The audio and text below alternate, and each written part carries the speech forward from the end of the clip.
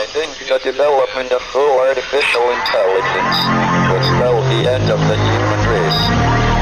It's a flying object, and we don't know what it is. I would hope somebody is checking it out.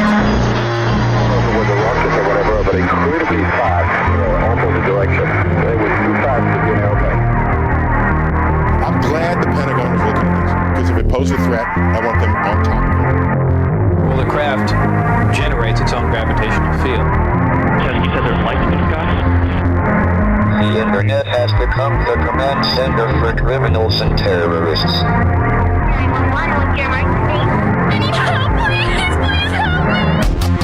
Aliens won't let it happen. You know, that's what we're instructed to say. Roswell, Area 51. Alien kept deep under the ground. 1 0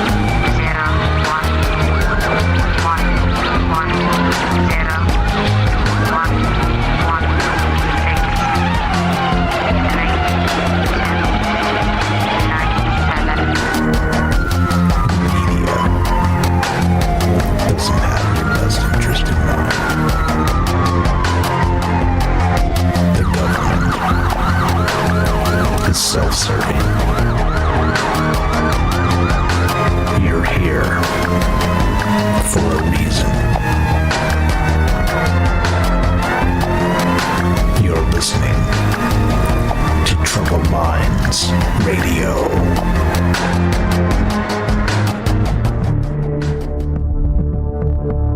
Broadcasting live from a secret bunker just off the extraterrestrial highway. Somewhere in the desert sands outside of Las Vegas. From somewhere in space-time, loosely labeled Generation X on planet Earth.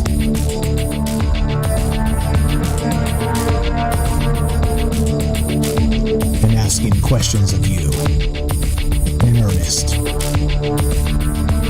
into the digital darkness.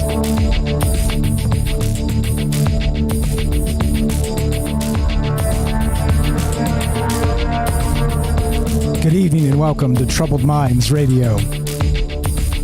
I'm your host, Michael Strange. We're streaming on YouTube, Rockfin, Rumble, X, Twitch, D-Live, and Kick. We are broadcasting live on the Troubled Minds Radio Network. That's KUAP Digital Broadcasting. Tonight's got a doozy for you. I've been thinking about this one, as you know. Sorry about I missed the last one. There's a weird story that goes with that. I don't think I'll bore you with the details, but I don't know. There's odd things afoot in the world, that's for sure. And this one got stuck in my craw, and I couldn't shake it. I absolutely could not shake it, and I could not get my brain to work on Tuesday night. So check this out. It's an old tale. Now, this goes back to, 40 years, something to that effect. I think the original, stick with me on this, the original G.I. Joe cartoon debuted in 1986, 83. I'm finding different dates, but I seem to remember more 1986 than 1983 because I was way too little in 1983. But anyway, the point of that is it's on Tubi. You guys seen this recently? The old G.I. Joe series? Okay. Well, okay, so bear with me on this one. If you guys haven't seen that at all, bear with me for a second because this does get weird because it's been on, I put Tubi on when I go to sleep just for some noise, whatever, and I put something on, something fun, something interesting, and I've been putting this G.I. Joe on the last week or so. And the bizarre part is that a lot of this stuff, I watched it all as a kid. Shout out Jay in New York. He said that him and his friends used to race home from school to watch these old G.I. Joe series, right? And I remember something similar. But I couldn't remember for the life of me any of the plot lines. If you quizzed me on it and said, come on, Mike, now what happened? Like, I don't know. I don't remember. But as I'm watching these things, I'm like, holy crap, this is deep. What is going on with this? And it got stuck in my craw, in my mind, and I couldn't get rid of it. And I didn't know what to do with it. And I have to talk about it because it's that deep. It's one of those situations where you kind of rediscover something from your childhood and go, wow, where did that come from? And so, yeah, that's where we're at. And that's why I had a hard time yesterday and not just making my brain work, but putting these ideas together because there was something there that I couldn't quite put my finger on. And don't you hate it when that happens? That's exactly what happened on Tuesday. But of course, I was also in this weird, exhausted state, which I'll explain another time. Like I said, I don't want to bore you with too many ridiculous details about my mostly mundane life. But Let's see. Okay, one more thing here. Going to drop this in the thing, and we'll keep on trucking. I'm running a little bit late because I was having too much fun putting this together. Okay. All right. Everything is as it should be, except, we don't get the custom music tonight. But anyway, okay. All right, so here's the deal. This is the way this starts, okay? If you guys remember this old series at all, again, so this is going back some nostalgia here for somebody like me, but maybe you guys were into this too. Back in the day, so it says, Wikipedia says 1983 is when this series debuted. Like I said, I wasn't really that old then, so I don't quite remember this. I thought it was maybe 86, 85, something. Anyway, it doesn't matter much because the plot line here of the second season of G.I. Joe, and bear with me, we'll get to this because this is going to turn into something wild. They have an individual by the name of Serpentor, okay? And the first 5 episodes of season 2 are Arise, Serpentor, Arise. All right, and you'll never guess what the actual plot line of that is. If you guys aren't familiar with it, well, I'll just tell you. I'll just read you a little blurb here because it's, All right. So the Serpentor storyline represents one of the most audacious plots in the G.I. Joe universe, blending ancient history with mad science in a way that perfectly captures the essence of 1980s cartoon storytelling. Cobra Commander scientist Dr. Mindbender conceived a plan to create the ultimate leader by collecting DNA from history's greatest military commanders and conquerors. I'll say that again slowly. Dr. Mindbender conceived a plan to create the ultimate leader by collecting DNA from history's greatest military commanders and conquerors. This genetic cocktail included samples from Julius Caesar, Napoleon Bonaparte, Attila the Hun, Alexander the Great, and other legendary warriors. The process required Cobra forces to raid tombs and museums across the globe, setting up numerous confrontations with G.I. Joe teams trying to prevent what they initially didn't understand. Of course, because me riffing a little bit here, they had this terrorist organization, which is Cobra, okay, which we've talked about quite a bit. Terrorist organizations, or not really on Troubled Minds, but the fictional trying to take over the world terrorist organization from the 1980s was Cobra, if you guys ever watched these cartoons. But they, of course, they would be confused as to why G.I. Joe would be confused why Cobra was attacking these ancient tombs and whatnot and taking something from them. But that's what it was, to create this genetic cocktail for this perfect leader. Anyway, so the process required Cobra forces to raid tombs, blah, blah, blah. Each piece of genetic material added another layer of military genius to what would become an entity known as Serpentor. The resulting creation emerged as a genetically engineered emperor who combined the tactical brilliance of history's greatest military minds with superhuman physical abilities. Serpentor quickly usurped control of Cobra from Cobra Commander, which was the sniveling, whiny, backstabbing boss of Cobra Commander, of Cobra, if you guys ever watched it. Anyway, trust me, I'm getting somewhere with this. So leading to internal power struggles that would define many subsequent storylines. He proved to be a more formidable leader than Cobra Commander, the Serpentor guy, often coming closer to defeating G.I. Joe through classical military strategies rather than elaborate schemes. The character's iconic battle cry, "This I command," became a signature of the series, reflecting his imperious nature and divine right mentality. His costume design, featuring a snake-themed helmet and cape, drew inspiration from both ancient Roman emperors and Cobra imagery. If you guys are watching the stream, that is Serpentor, and that is what they're kind of describing as his nice outfit there. Let's see. Anyway, so what makes the Serpentor storyline particularly interesting? Okay, how it plays with the idea of genetic memory and inherited traits, suggesting that leadership qualities and military genius could be passed down through DNA. All right, so that sounds very Troubled Mindsy, right? And it is. But the problem is that is it Troubled Mindsy enough? It's a pretty cool story, and it is a really cool plot line. If you guys watch this old show, if you haven't and you're interested, it's on Tubi right now. I'm not chilling for this. I'm just nostalgia farming here. But I couldn't shake this idea. I couldn't get it out of my mind, taking the DNA of ancient conquerors and putting them into a modern leader like this. I just couldn't shake it, and I didn't know why. And because, of course, there's an echo to the past, and I couldn't put my finger on exactly what that was. And then after I took a nap on Tuesday night, woke up, and it came to me. Not in a vision, it came to me in a tweet, in an X post, and I'll explain that when we get back. But that's where my mind's at, and that's what's going on with this tonight. And I'm calling it Designer Gods, engineering divinity across time, and you'll see exactly why in just a moment when we come back after a word from our sponsor. In this case, that is Human Inspiration. Do not go anywhere. More Troubled Minds coming up in exactly 1 minute. Be right back. But is that the one? Yeah, that's the one. There we go. In a world increasingly shaped by AI, human inspiration remains the beating heart of creativity. Alien Skin by Tremble, a hauntingly beautiful piano ballad, reminds us that while algorithms can mimic art, the raw, unfiltered emotions of human experience are irreplaceable. So here I sit, locked in my room again.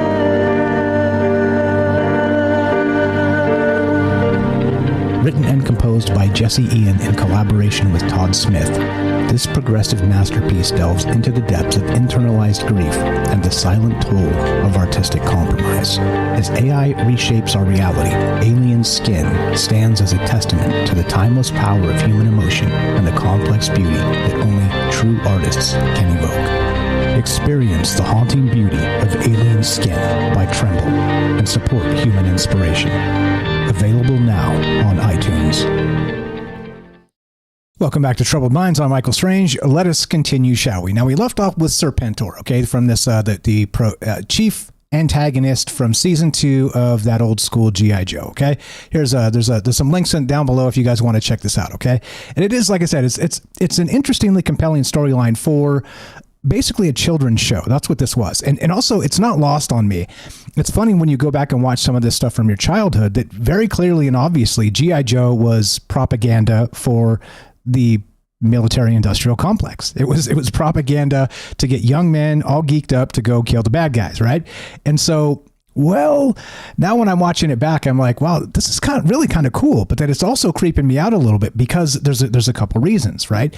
As I'm going through this and thinking about the ideas and kind of rewatching this just a piece at a time, I watch about 15 or 20 minutes and then I fall asleep when this is on.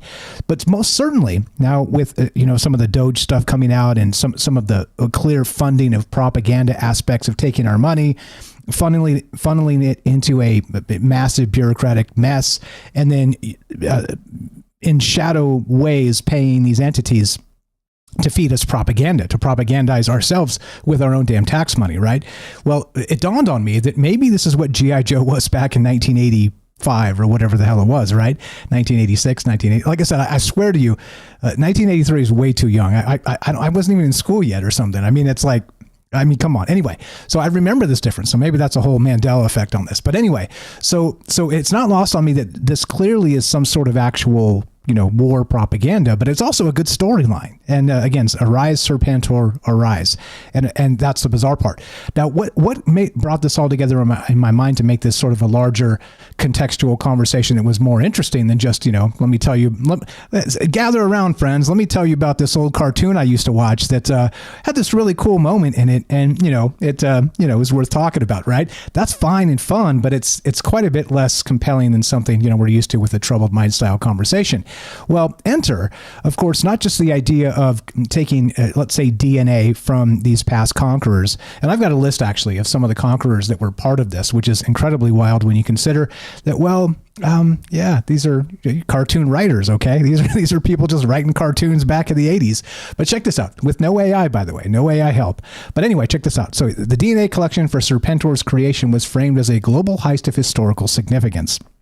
The confirmed historical figures whose genetic material was used include Alexander the Great, Julius Caesar, Attila the Hun, Napoleon Bonaparte, Genghis Khan, Hannibal, Ivan the Terrible, Vlad the Impaler, and Sun Tzu. And Sun Tzu is, of course, the author of The Art of War, probably the most strategic, tactical individual maybe in history. And so there's an interesting plot line as part of it. You guys remember Sergeant Slaughter from the 80s? Now, I know, like I said, I'm nostalgia farming like crazy. And I was never particularly fond of Sergeant Slaughter, by the way, because he came from the wrestling realm, right? He was an actual, WWF wrestler. You guys remember this? Anyway, if you don't, it's funny.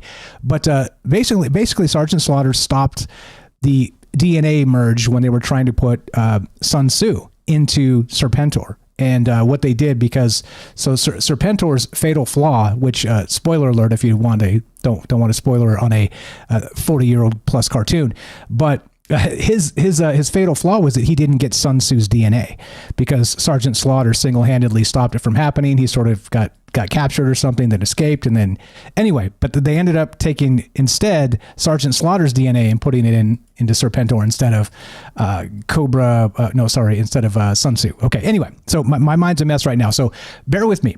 But check this out. So here's the bizarre part. Here's the piece that brought it all together. And I was thinking about this, and surely this is kind of like a super soldier aspect, but through eternity, this is a super soldier of all super soldiers. And we've talked about this in the past in quite a few different ways, the man, bear, pig, and some other weird stuff, right? Some of these other weird ideas that kind of come out of, spooky, bizarre science. All right. But there's this other thing, and this is where this all came together in my brain. There's this other entity in the old tradition of ancient Egypt. Yes, the gods of old.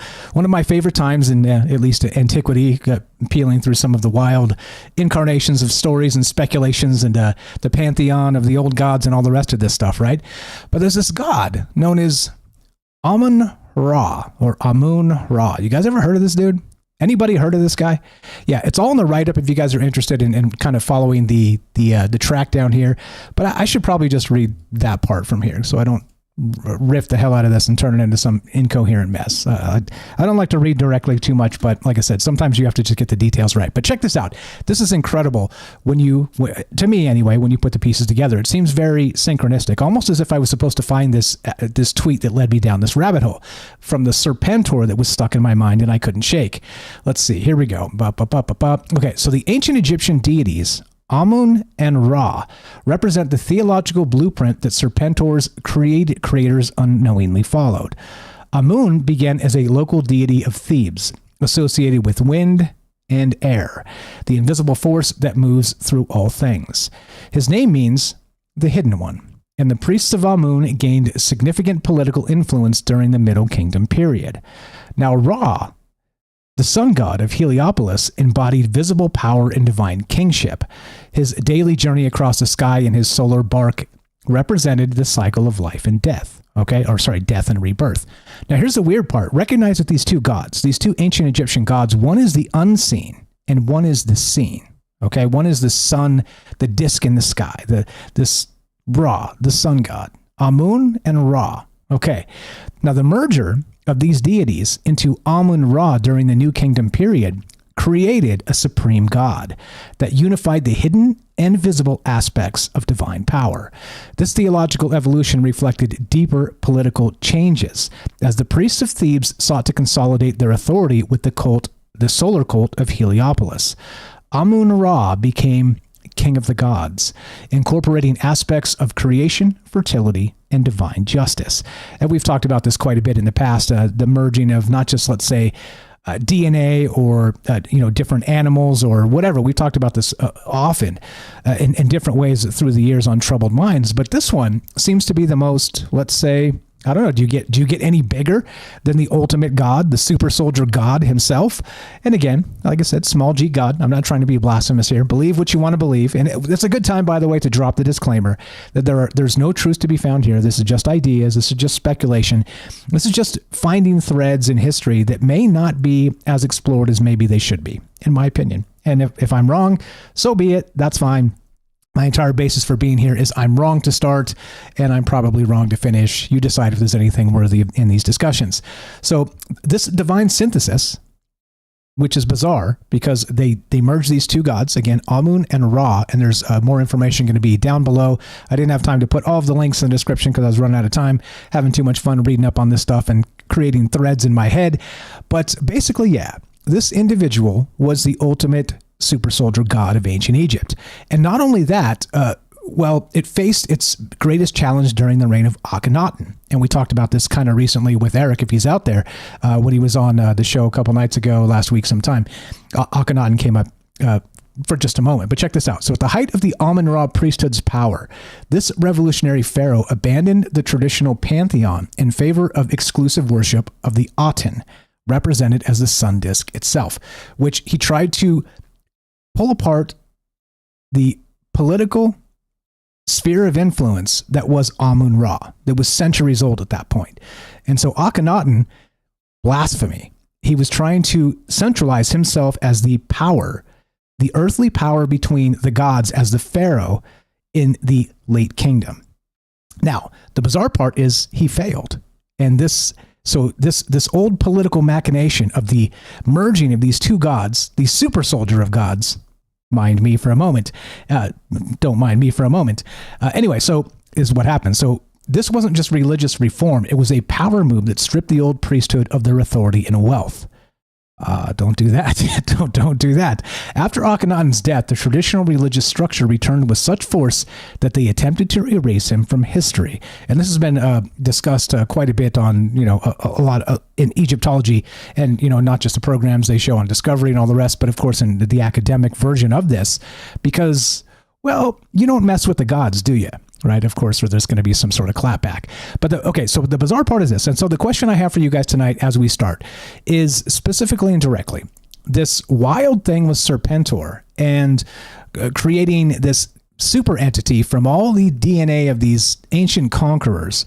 Does that sound too much like fiction for you? Or do you think we're maybe at a place where this might start to happen? And I've got some cases to make where maybe we're closer than we believe. Okay, just for example. That's the first question. The second question is, do you think there really is some parallel to this in that we're always trying to one-up whatever the toppest is in humanity, going back to the very beginning of humans themselves? Meaning, let's say when we talk about soldiers, right? You can talk about, I don't know, who's the toughest badass in all the land ever in all of human history. Who would that be? I don't know. Maybe Achilles comes to mind. I don't know, like a particular warrior, right? And he was the son of a goddess, and so dipped in the river Styx for divine protection, and some other really amazing things as part of that story in the tale, but. There's even so, and even with that said, he still was defeated. And so you get what I mean. Is there this sort of human need to create something that is greater than humans themselves? And by doing it, not through just divine magic or prayer or whatever we're talking about, but doing it through mad science, which of course is the realm we're headed into when all these things converge, as we always talk about the quickening. And that's what's on my mind as we begin. But the second part is, do you think it's possible then for, let's say when you combine the DNA, that's one thing, okay? But we talk about epigenetic memory in quite a lot of ways in this show. We talk about them manifesting in dreams in some capacity, and the switches turning on and off, and the rest of this. But also, is it possible that there will be a way to sort of farm this DNA and create something like Serpentor in modern science, and even tap into the possible consciousness of the entity itself, the passed on entity in this case? And back to the list.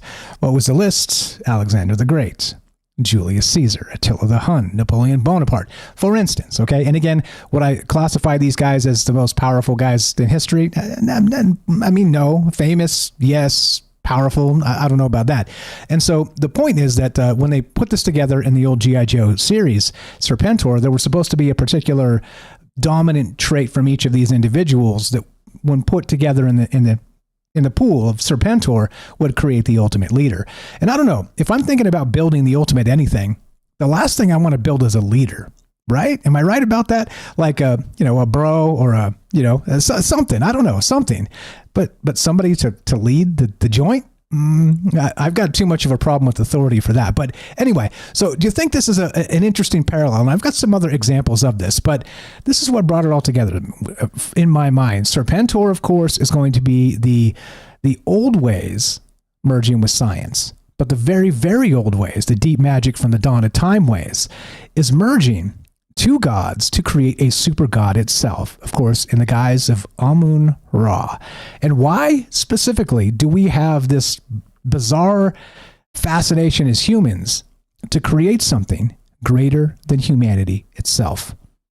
It's almost as if we feel we're never enough. You get it? And why do you think that is? That's what's on my mind tonight. A little rambly, a little convoluted. I hope you got the gist, but I had to get this out of me. I had to get it out of me. It was haunting me. I keep watching this G.I. Joe as I fall asleep, and Serpentor Arise. Arise, Serpentor, Arise is the name of it. And that's that. That's where my mind is at tonight. I hope you guys are doing well. If you want to be part of the conversation, open up the phone lines right now. 702-957-1037. That's 702-957-1037. You can click the Discord link at troubledminds.org. We'll put you on the show. It's as easy as that. Talking designer gods tonight. Engineering divinity across time. What do you know about it? What about the science here? And do you think this will ever be possible? This is Troubled Minds. I'm Michael Strange. Don't go anywhere. Be right back. We got Matthew in Colorado coming up and your calls as well. Don't go anywhere.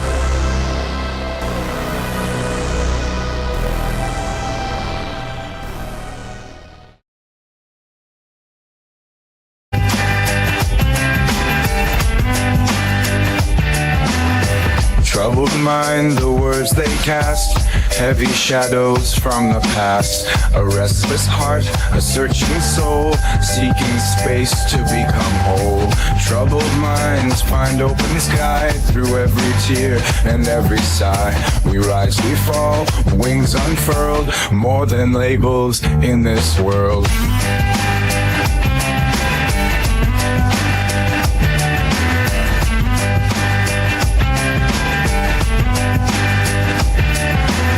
In crowded streets or empty rooms, our echoes chase away the gloom. A spark of hope, a whispered truth, a shared melody, our fountain of youth. We're more than static on the line, singing louder than the signs. In every chord, we claim our part, beating drums match the heart.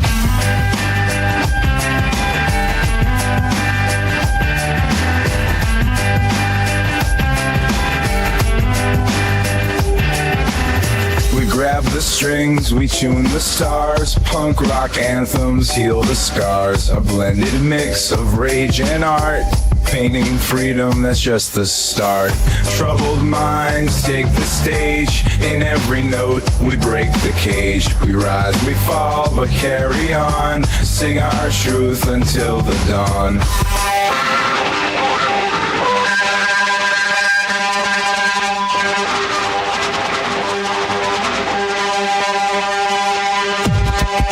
In the quiet after the song, echoes of our rights and wrongs. But the music speaks for peace. In the chords we find release. Troubled minds now rest at ease. With every breath we seize release. We stand, we soar into the light. Our anthem roar into the night.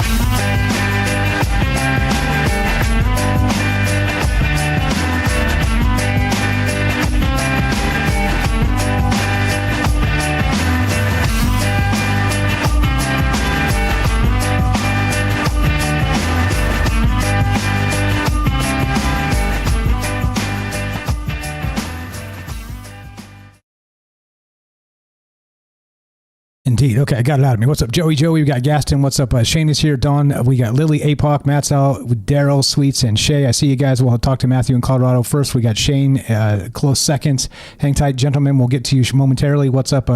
Hey, you. We got Lily, the unseen Steve McQueen over on YouTube. What's going on, guys? We got Celia, Mr. Mission Control. What's happening, folks?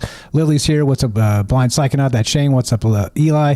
Welcome back, my man. Good evening, guys. Hope you are well. Let's see. Who did we miss? Over to Rumble. What's happening, folks? Rumble. Theo's here. Welcome back, Theo. What's up? We've been missing you. Everybody's talking about you in Rumble. They're like, where's Theo? We missed Theo. What's up, Gordo? What's up, YYC there? Welcome to the thing. How are you guys? Miss Puff. Hello. Who did I miss? Let's see. Puff, Theo, Y. What's up, guys? Hope you're doing well tonight. What's up, Gordo? I see you there. Yeah, I got it out of me. Squigs is here. Good evening, guys. What's happening? Who did I miss? Hello.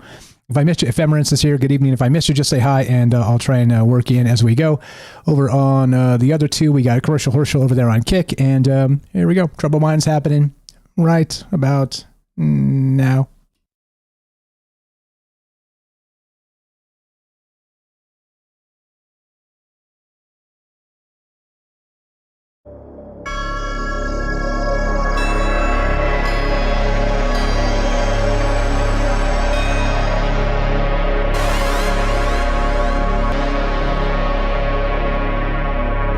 Welcome back to Troubled Minds. I'm your host, Michael Strange. We're streaming on YouTube, Rockfin, Rumble, X, Twitch, DLive, and Kick. We are broadcasting live on the Troubled Minds Radio Network. That's KUAP Digital Broadcasting, and of course, 88.4 FM Auckland, New Zealand. Tonight, we're getting weird. What if ancient Egyptian priests understood principles of consciousness and genetic inheritance that modern science is just beginning to grasp? As we push into realms of multi-parent embryos and quantum consciousness, their methods of manufacturing divine beings through careful breeding and ritual seem less like superstition and more like sophisticated technology we haven't yet deciphered. And that's about what's on my mind tonight. And I want to point this out to you as part of this, that recently in the, let's say, what was the date on this? Yeah, we talked about this when it happened. This is way back in 2017, and this is from NPR, but there's another article here from sciencenews.org. But basically, a baby with 3 genetic parents seems healthy, but questions remain. Do you remember this? And so this is sort of that Serpentor technology, of course, except we're doing this without Alexander the Great at all, if you get my meaning. And so isn't this strange that a lot of the stuff from the ancient ways, the ancient days, merging entities to become some super entities still persist today, even in our own science? Even if this is just the first step, you know where this leads, and this leads to, dare I suggest, a dark place. So, what do you know about this? Are there some ancient parallels here? What about the pharaohs and all this stuff? We've talked about that quite a bit. However, there's a new thread here with Serpentor and the ancient god Amun-Ra. What do you know about it? 702-957... Oops, wrong thing. Scared the hell out of me. 702-957-1037. Click the Discord link at troubleminds.org. We'll put you on the show just like this. Matthew in Colorado. What's up, brother? Thanks for being patient. You're on Troubled Minds. How are you, sir? And go right ahead. Oh, my mind is troubled, so I guess I'm in the right place. Absolutely. Yeah, I couldn't think of a better place for you to be, Mr. Troubled Mind. Go right ahead. What is your take here? Am I off base? Or even if I am, that's okay, because I got it out of me now, and now I can rest. I can rest. No, I love it, and I'd do you one better. Like, yeah, I'd probably even be wilder about it, but I don't know. You probably know I'm way into the Egyptology and Egypt stuff and pyramid stuff. You know that, right? Yeah, absolutely. Many of us are, actually. Yeah, absolutely. Yeah. So, and so I've always thought about it for a variety of reasons. You know, people talk about the pharaohs and the various dynasties. But what I think about mostly is ancient Egypt before the pharaohs. And that's when I think, you know, what we call the Egyptian gods, they were real dudes walking around and basically had godlike powers and abilities and capabilities and technology. And that's why they were known and revered, and the legends that after they left or whatever happened to them made them to be gods. And that the pharaohs that followed might have been, you know, of their bloodline and had some of their genetics. And so they were sort of demigods, if you will. You know, not precise, but you could imagine it's, you know, these gods were some really different dudes with some different genetics and all the other things I said. And then it slowly, sort of like their bloodline or genetics became more, let's say, standard human. So these, the pharaohs, the original pharaohs, still retained a lot of that DNA and that bloodline. And with each successive generation and dynasties, it sort of got diluted and they became less godlike, right?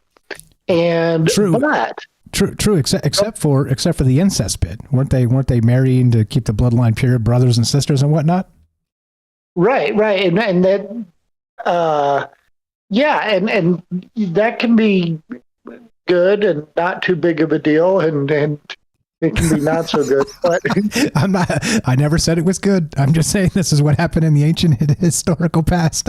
I mean genetically, no moral judgment on it, but so I envision, you know, modern Egyptology and archaeology to be sort of looking at really the end of the story or the middle and the end without considering the beginning of the story. And I think the beginning of the story is kind of what you're talking about.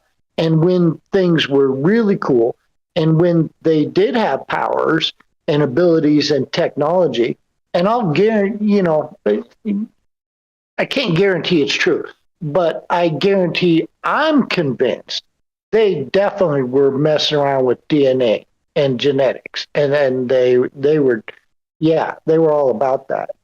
And so the general idea you're putting out here tonight, I'm like, oh yeah, no brainer for me. That's like they were probably dealing with what you were saying about being careful about, interbreeding too much or whatever. And they're like, okay, well, the next god, we got to take a little bit of this god and a little bit of this god and a little bit of this god, right?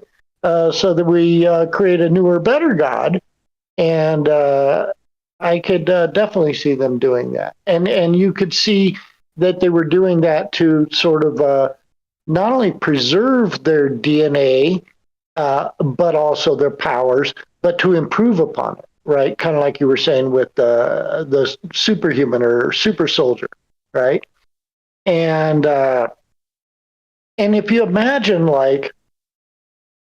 they were beakers of water, each of these gods, and they were each colored a different color. So you had a beaker of water colored by, food dye of the colors of the rainbow, the seven, colors of the rainbow. So these would be each sort of their qualities, their power, kind of like you were talking about the power of the sun or the power of the wind or the earth element or whatever. And this guy's got, the vision, and this one's got, the physical strength or whatever. These qualities of these, almost like consider an archetype, right? So let's say you've got these primary 7 archetypes and powers, and it's in their DNA. And then you imagine that they're doing chemistry, right? And they've got this, dropper, and they're like, we're going to take a little bit of yellow, and we're going to take some orange and some red and a little bit of blue. Okay, that'll make a cool new god that's got those 4 attributes, right? And that'll be a more powerful god than the god who's just red, right? Yeah, the original alchemy, except it starts in the kitchen with a little bit of food dye and some delicious bread, and then suddenly you're doing another type of cooking, and you're trying to create the super god, which hey, baby steps, I guess, right? You got to start somewhere, right? And I think from what I know about the Egyptians, and I mean this is common knowledge, but a lot of people don't know how deep it goes. They were way into the afterlife, and by way into, I mean, that's what their lives were devoted to. They every waking day, all their labor, everything was towards that. And people don't realize, or probably most people don't realize, that includes the common man. It wasn't just the pharaohs and building their tomb and looking out for their afterlife. Everybody did. Okay, so if you're the foreman helping build the pyramid, you would save up your money, and they had these people that would make, I don't know what they call you like your afterlife scrolls, and we found tons. We have hundreds of these, so we know all about it. And they'd be this like 40-foot scroll of papyrus, and there'd be a special guy that would write all the hieroglyphs on there. That would give basically all the spells and incantations and magical formulas that was going to carry you into the afterlife. And but here's the deal: the longer scroll that you could get, and the better guy that you get to make it, that was more expensive. Okay, see, so there's a whole economy here thing, and the more money you had or the more money you put into it, right, the better chance you had of getting into the afterlife, from the get-go. or having a better afterlife because they can add in, oh, you're going to have, for $10, I can get you the afterlife. But for $50, you can take all your possessions with you. See, right? And then we'll throw in like a nice flying chariot or magic carpet or something to that effect. And for the upcharge, right? The mortal upcharge gets you the immortal experience. And for today only, if you buy now, right? But wait, there's more. Right, but wait, that's funny. Money back guaranteed. If you don't make it to the afterlife, full refund, no questions asked, no money down, and so satisfaction guaranteed. So this was industry, like I said, the common man. So it was pervasive of their culture, and this kind of begs the question: how did they get to be so into this in this compulsive, obsessive manner? And I tend to think that the ancient gods were incredibly long-lived, for like thousands of years. And there's one a famous stone that has the inscriptions of these old gods or the oldest pharaohs, and they're like, this guy, he ruled for 22,000 years, and then this guy came along and he ruled for 10,000 years, and it's like, it makes like Noah look like a young man living some 800 years. That's nothing. So these guys were borderline immortal, and if you want to go down the rabbit hole of the ancient astronauts theory, they might have been going to and fro in their ships. And so it might be they'd take off for 100 years and, have a big party and a big feast and say goodbye to everybody, and disappear in their ship. Now, to the people, like, he's gone. He's dead. And he's in the afterlife.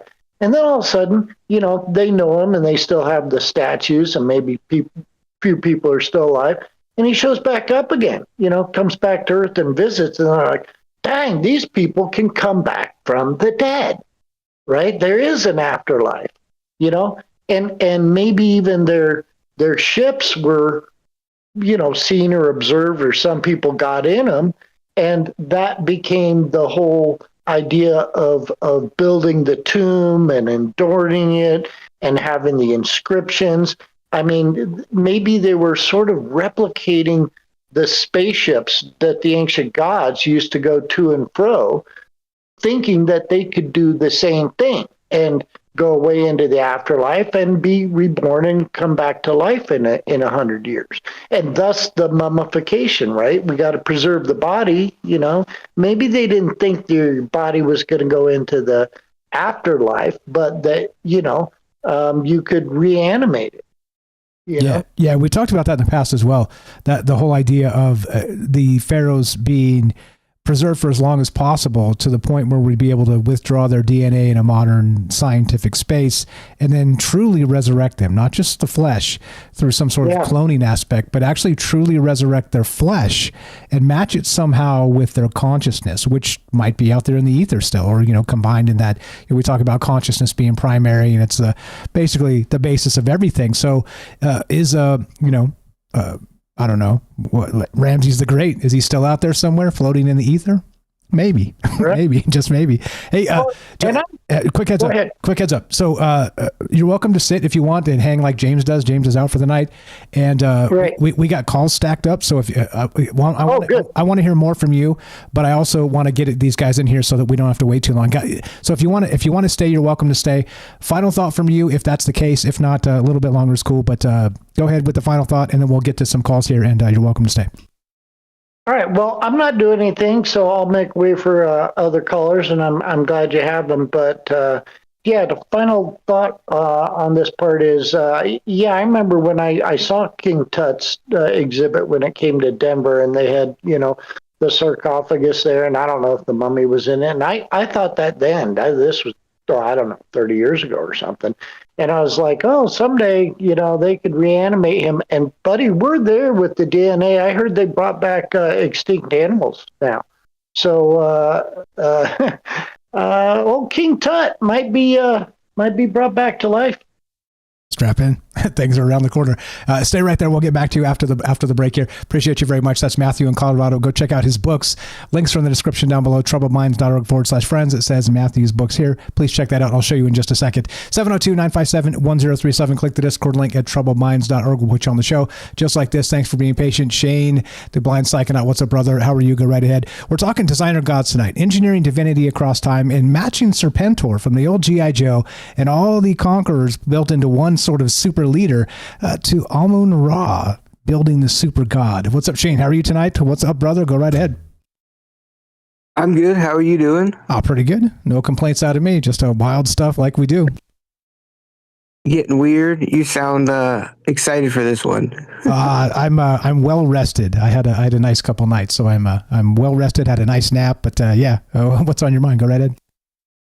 That's what's up.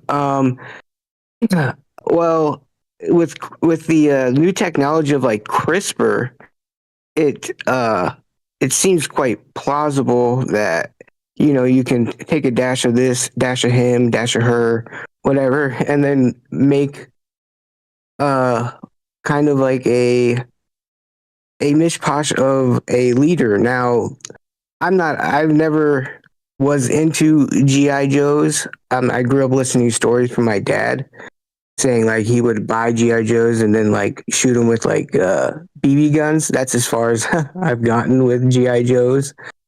But the leaders that you mentioned, I personally wouldn't want a leader like that, because there's a lot of messed up things that they did, like Vlad the Impaler, even Caesar. I mean, not the nicest dude. Yeah, pretty much everybody on that list is a scumbag. You got that right. 100%. Like, can you imagine that? Which makes me think of this experiment that happened, which I mentioned on the show a while back, but I think it was in the 50s, maybe the 60s, where a few doctors did it, but the one I read, I think he was from Stanford, where he took tapeworms and he ran them through a maze. And since tapeworms, they eat meat, I guess you could say, or flesh, what he did was he trained, he had a couple sets of tapeworms. And one set, he taught him how to go through this maze. Then what he did was, it got controversial, but whatever. He cut up the tapeworms that he taught how to go through this maze. Then he took another set of tapeworms, never showed them or taught them how to go through the maze, but fed the cut up tapeworms that went through the maze to the new set of tapeworms. And then he had the new set of tapeworms that consumed the cut up tapeworms go through the maze. And the new set of tapeworms went through the maze as perfect as the ones he taught him, which he came to the conclusion that memory was transmitted through DNA by the consumption of flesh, which goes back to the old adage of like some warriors eating, cannibalism, eating like their captive other warriors, where they would get the spirit there. You know what I'm talking about? Yeah, devouring the hearts of the other warriors, not just as a sign of respect, but also to sort of envelop their powers in some capacity. Yeah, that's creepy. The other adage that fits there is the early bird gets the worm, maybe? Ew, it's gross. So depending on what worm you got, yeah, I guess. Yeah. But I mean, it just makes me think of like, if you can if that's possible, of transferring memory, which some of these scientists think memory can lie in DNA, then you get DNA from these previous rulers or philosophers or geniuses, and you mix them together.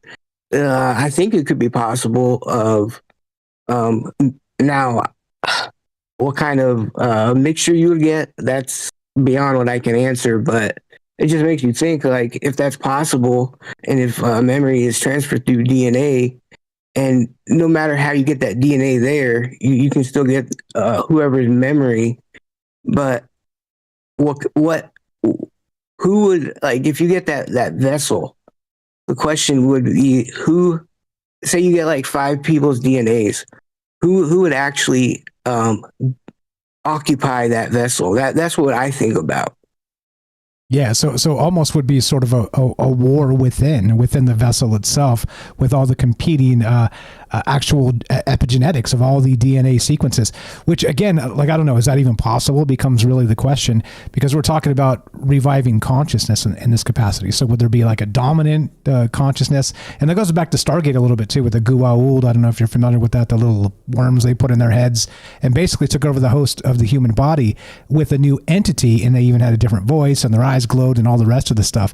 But the human was still there, just completely their consciousness suppressed, which is creepy as hell. And maybe this is what we're dealing with conceptually as part of this fire stuff. What else you got, brother? Go ahead.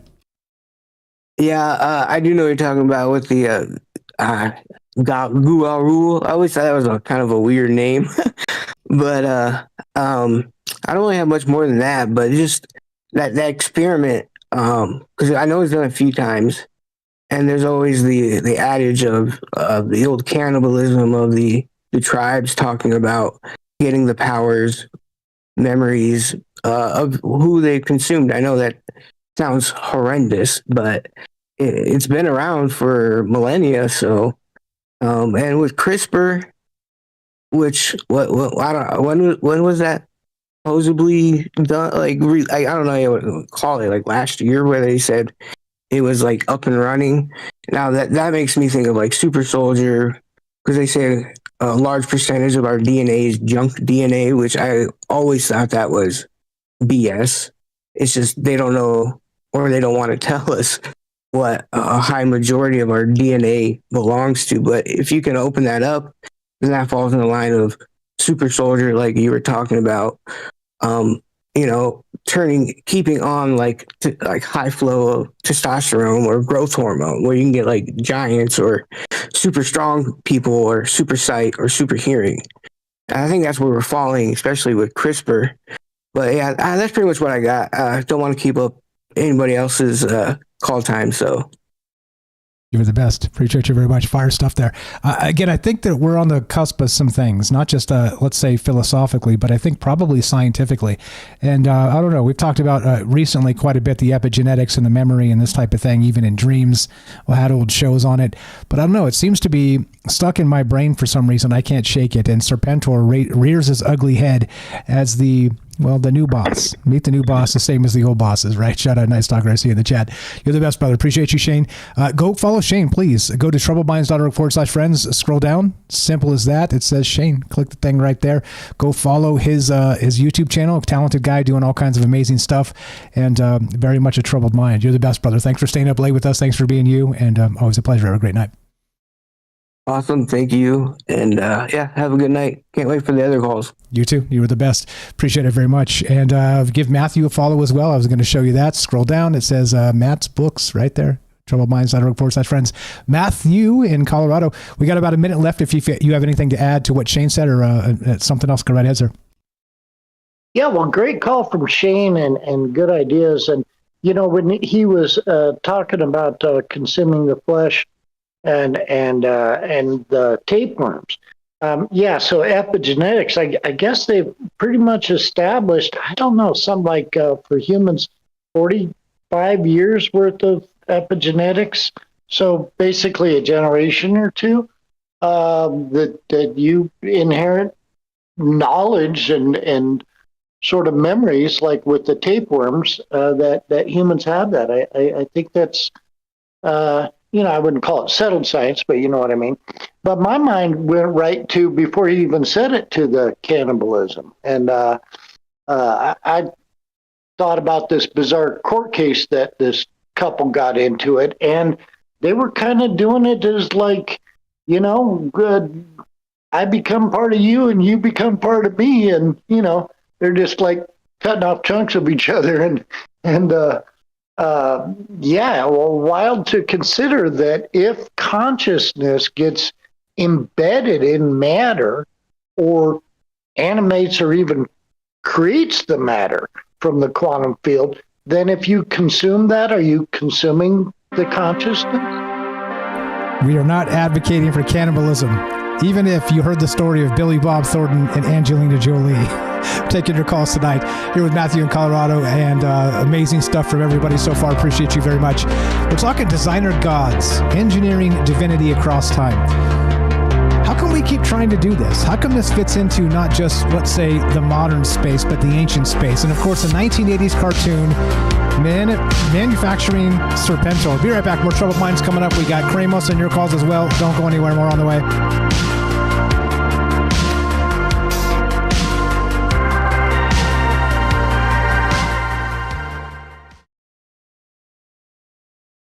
In a cryogenic slumber, lost in the lunar night, your face a faded number among the stars so bright. Dreams of forgotten echoes, waiting for time's command. Curtains of gray and sorrow, the lonely lunar sand. Below the moonlit sky, the fragments of the love we tried. Silent by your where ancient souls reside, suspended in a story, kept in the cold dark tide. Our futures in the making, silver-etched domain, hearts kept in silent aching, till we meet once again. We are awakened below the moonlit sky, to the fragments of the love we tried.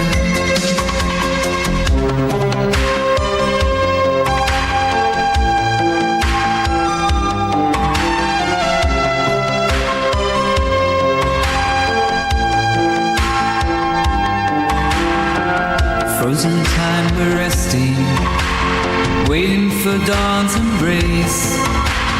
Whispers of love confessing in this forgotten place. We are awakened below the moonlit sky, to the fragments of the love we tried.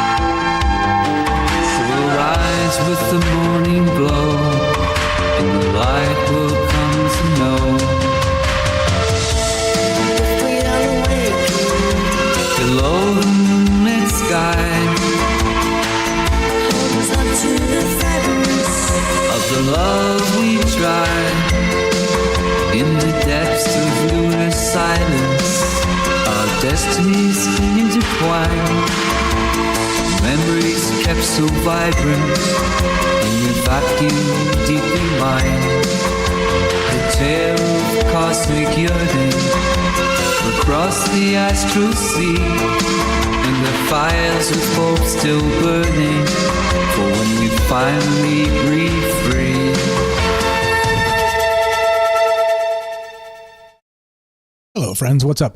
We got Squigs, Derek, we got Joey, what's up, Gaston, the other Joey, Michael W, Dawn, what's up, Matt's out, Daryl in New York, Sweets, Kramos is coming up next, we got Shalaban, what's up, Eric, how you doing? We got Shay, Lily, and APOC. I see you guys. Thanks for hanging out. Carlos is here in the chat. What's going on, Sweets? Kramos, we'll talk to you momentarily. We got Sylvain on Twitch. What's up? Oxy, eat hair. Maybe eat the hair, right? Hey, you. How you doing? Hey, you guys. What's up? If I missed anybody, say hi. I'll say hi back. We got Richard in Texas. How are you? Good evening, guys. Taxi Graveyard over on Kick. What's happening, folks? Ted in England. How are you, my friend? What is up? Check out, if you guys haven't checked it out, check out the cool pictures that Ted sends. He wears the Troubled Minds gear to amazing places in the UK. The latest is this really old pub. Do check that out. Join the Discord. Come say hi. Come meet these amazing people. Thanks for sharing the amazing photos, guys. What's up? If I missed anybody, say hi. I'll say hi back. Do my best to keep up. What's up, Shay? I see you there. Good evening, guys. Over to What's Up? Ephemerance is here. What's going on, guys? Gordo, I see you. Raz, welcome. How you doing? Hello. Good evening. Over to Rockfin. What's up? Hemp Car dropping some links before I even got to him, talking about the baby with 3 genetic parents. Yeah, Hemp beat me to it. What's up, Hemp Car? And a couple more that he linked as well. I'll drop those in the chat and also up on the stream as we go. What's up, David on the road? I see you there, buddy. How you doing? What is going on? Here we go. Troubled Minds happening in 10 seconds. We got Kramos coming up. More from Matthew and your calls as well. Hold on to your butts. Here we go.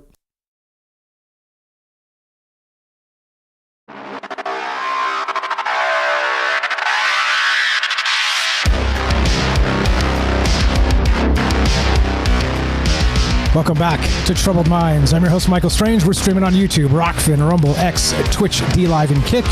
We are broadcasting live on the Troubled Minds Radio Network. That's KUAP Digital Broadcasting. And, of course, 88.4 FM Auckland, New Zealand on the Underground Media Network. Tonight, we're talking designer gods, engineering divinity across time. What if ancient Egyptian priests understood principles of consciousness and genetic inheritance that modern science is just beginning to grasp? And, of course, we started tonight with the idea of Serpentor from the old G.I. Joe 1985-ish or whatever. Yeah, they took the DNA of old leaders and built a super leader, except they were missing Sun Tzu because, well, that's a long story. But anyway, isn't it strange that through let's say, not just the recent times, and of course CRISPR and this other technology we just talked about, shout out Hemcar in the chat for linking some of these other ones where we're talking about a baby with three genetic parents happening, and this is back from 2017, by the way. So I wonder how this has progressed. Can you make a Serpentor now? And can you do it with ancient DNA? The question becomes weird. And why are we fascinated with this? It drives me nuts that this seems to be the place that, I don't know what the point of the end of time where technology is rolling toward, and we just can't help ourselves. Anyway, love to hear your thoughts. Anything, Matthew, to add real quick before we go to Kramos? Hang tight, Kramos. We'll get to you in just a moment. No, go for Kramos. You're the best. Appreciate you very much. 702-957-1037. Click the Discord link at troubledminds.org. We'll put you on the show just like this. Let's go to Kramos. What's up, my man? You are on Troubled Minds with Mike and Matthew. How are you tonight? And go right ahead. Hello. Can you hear me? Very quietly. Please speak up as loud as possible.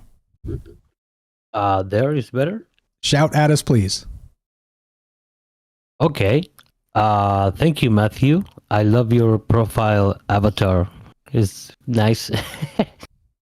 First of all, I wanted to ask you, dear friend Michael Strange, why you get so excited of this G.I. Joe statement?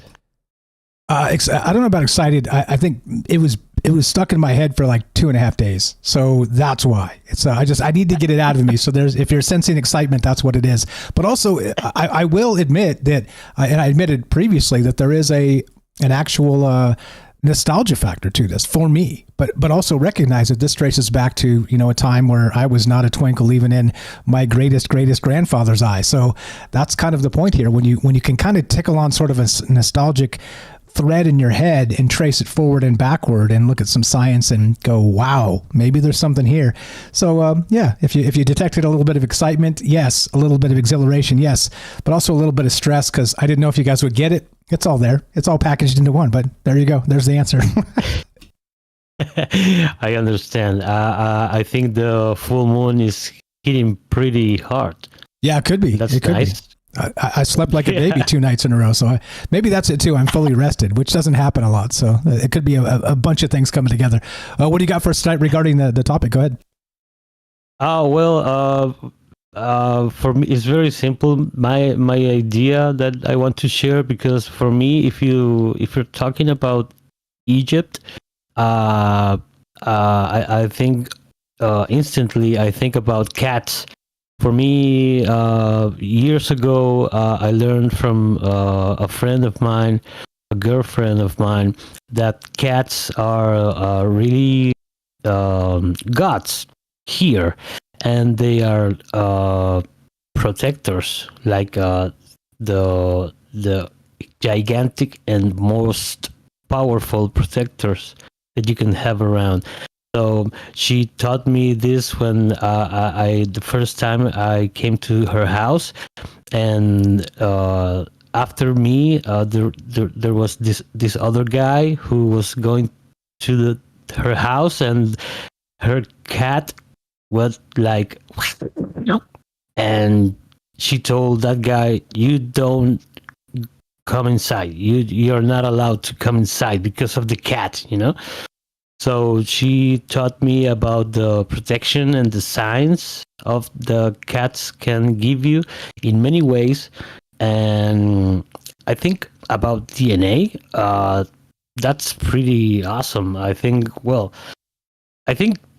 that you can dream about being a cat, or you can dream about having a cat present in this parallel dimension that I personally I believe about dreams. So I think the mummies of the cat. I remembered this documentary about this female doctor who was found this cat mummy, and she was explaining that the process of the mummification of that cat was much more delicate and much more deep than the mummification of the human. So for me, they are like everywhere, anywhere, and they are protecting us. So if I see a cat in the street, it's like, hey, thank you very much. Yeah, that the familiar spirit bit a little bit, and also to go back to the old ways too. YY notes this: Egyptians worshipped cats, and that's one of the things that's been it's manifested in several shows on Troubled Minds over the years, including the cat state. We talked about sort of that quantum sort of superposition aspect of being in two realms at once. There's definitely something weird with cats, 100%.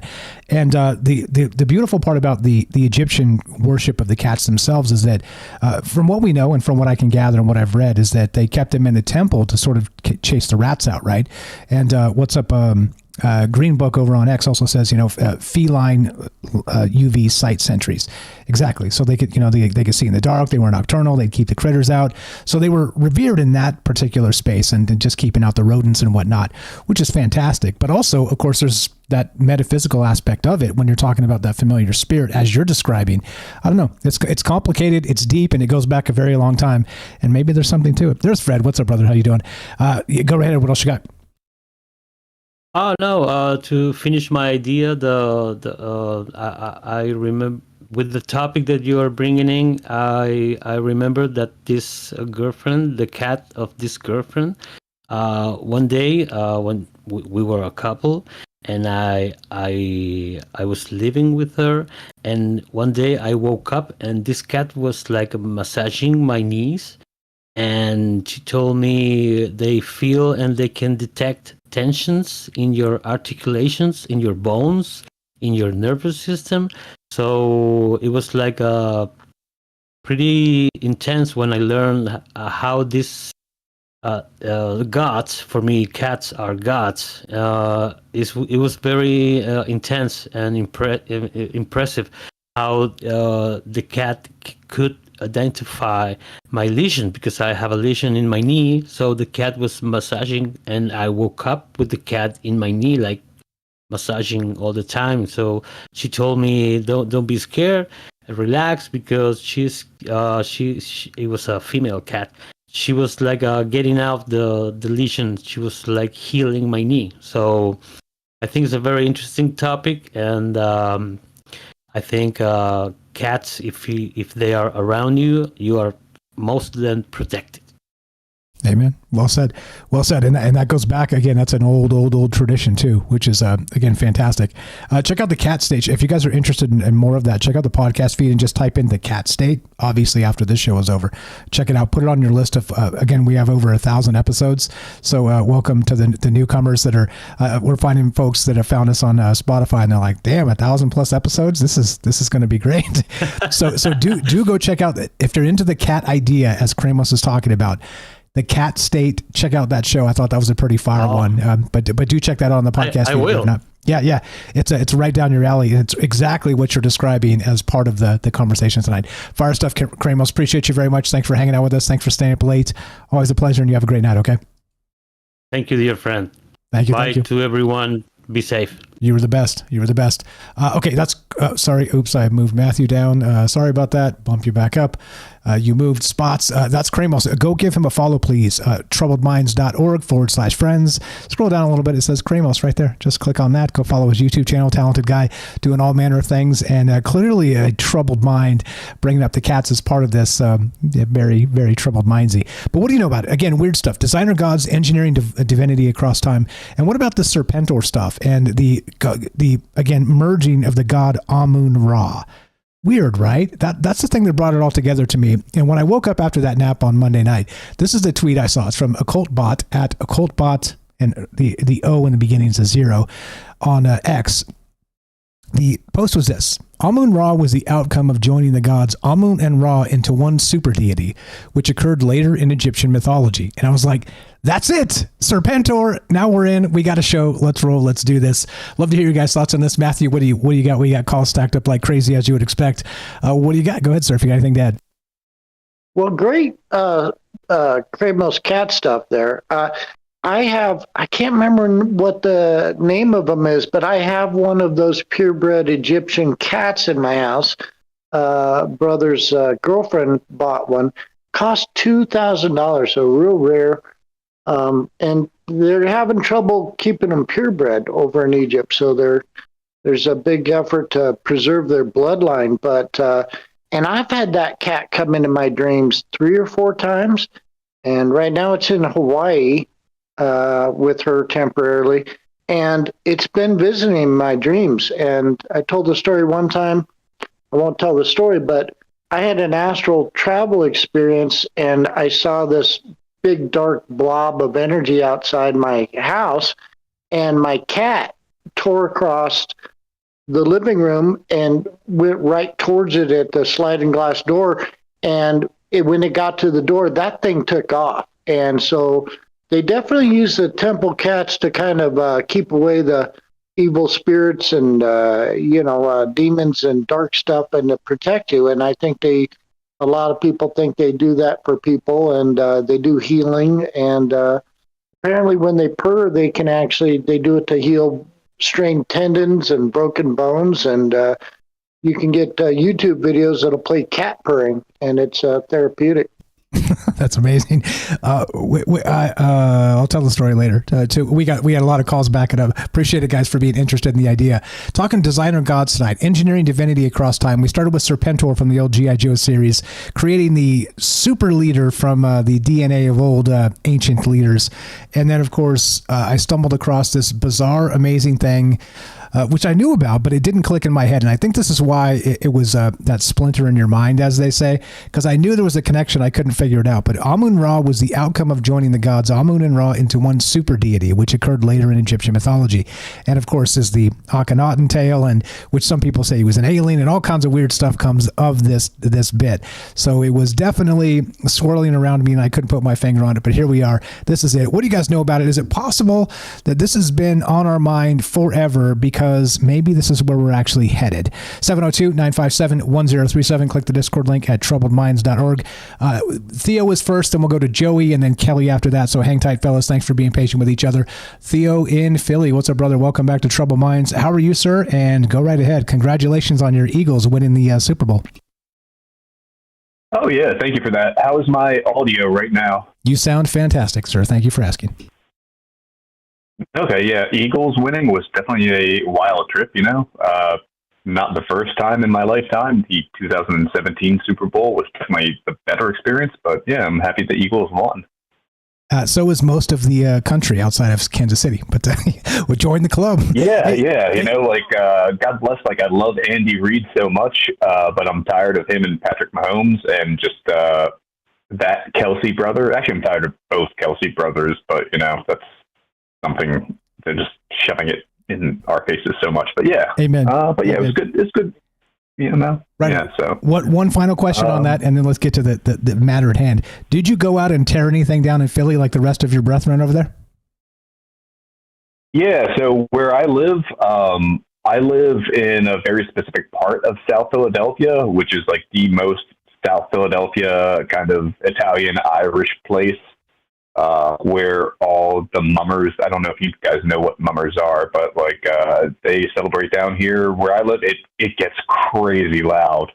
So yeah, there was a lot of stuff that was semi-destroyed, like not really destroyed, but like, you know, just people being real sloppy after the Eagles win. But it was fun, you know. So yeah. Fair enough. Fair enough. I enjoyed it. Go ahead. All right, yeah. I know you got like a lot of callers backed up, but I just got a real quick poem I would like to read to you if you are ready. I am always ready. Before we do that, can we get your thoughts on the topic here? I know you've been listening over there in Rumble. Thanks for hanging out. Got a thought on this real quick? Before Theo, as you know, is the official poet of Troubled Minds. He usually brings a poem, but we're not that rushed. You got some time. You spent time listening, time calling, so I don't want to run you off with just a poem. You got a thought on this idea of designer gods before you read your poem to us? Yeah, it's kind of weird. Like, I think that designer gods, I feel like most gods are kind of made up in a certain way, shape, or form. Not necessarily that they're made up like people believe them, but I feel like the gods attempt to make themselves up. And these various thought forms and entities over the years try to disguise themselves in different things, you know? Where a god from an age that is in ancient Egypt will subsequently like try to kind of like pass its way into more modern, like, you know, like Abrahamic or Judeo-Christian religions. Like, I feel like there's like, I think that belief gives gods powers, and gods kind of like will try to sneak their way into any belief system that you possibly have. So I don't know if that makes any sense, but that's kind of my belief on gods. Yeah, I follow you. Makes sense. We've talked about that quite a bit on and off through this show as well. Fire stuff. Go right ahead.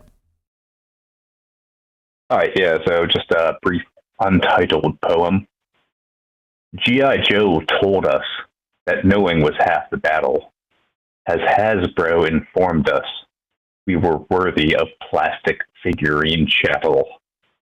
We were born into an age of plastic straw beverage consumption without any knowledge of Amun-Ra's gumption. Know your words and know who you are praying to, because maybe you punctuate your Christian prayers Amen, but you're accidentally praying to Amun-Ra too. Fire stuff. Fire stuff. Tell me you've been listening without telling me you've been listening. Fire stuff, brother. Appreciate you very much. Thanks for staying. I got like a lot of people to like thank for that. There's people on like the Rumble chat that gave me some good inspiration for that. So I can't say that I made it up all myself, but yeah.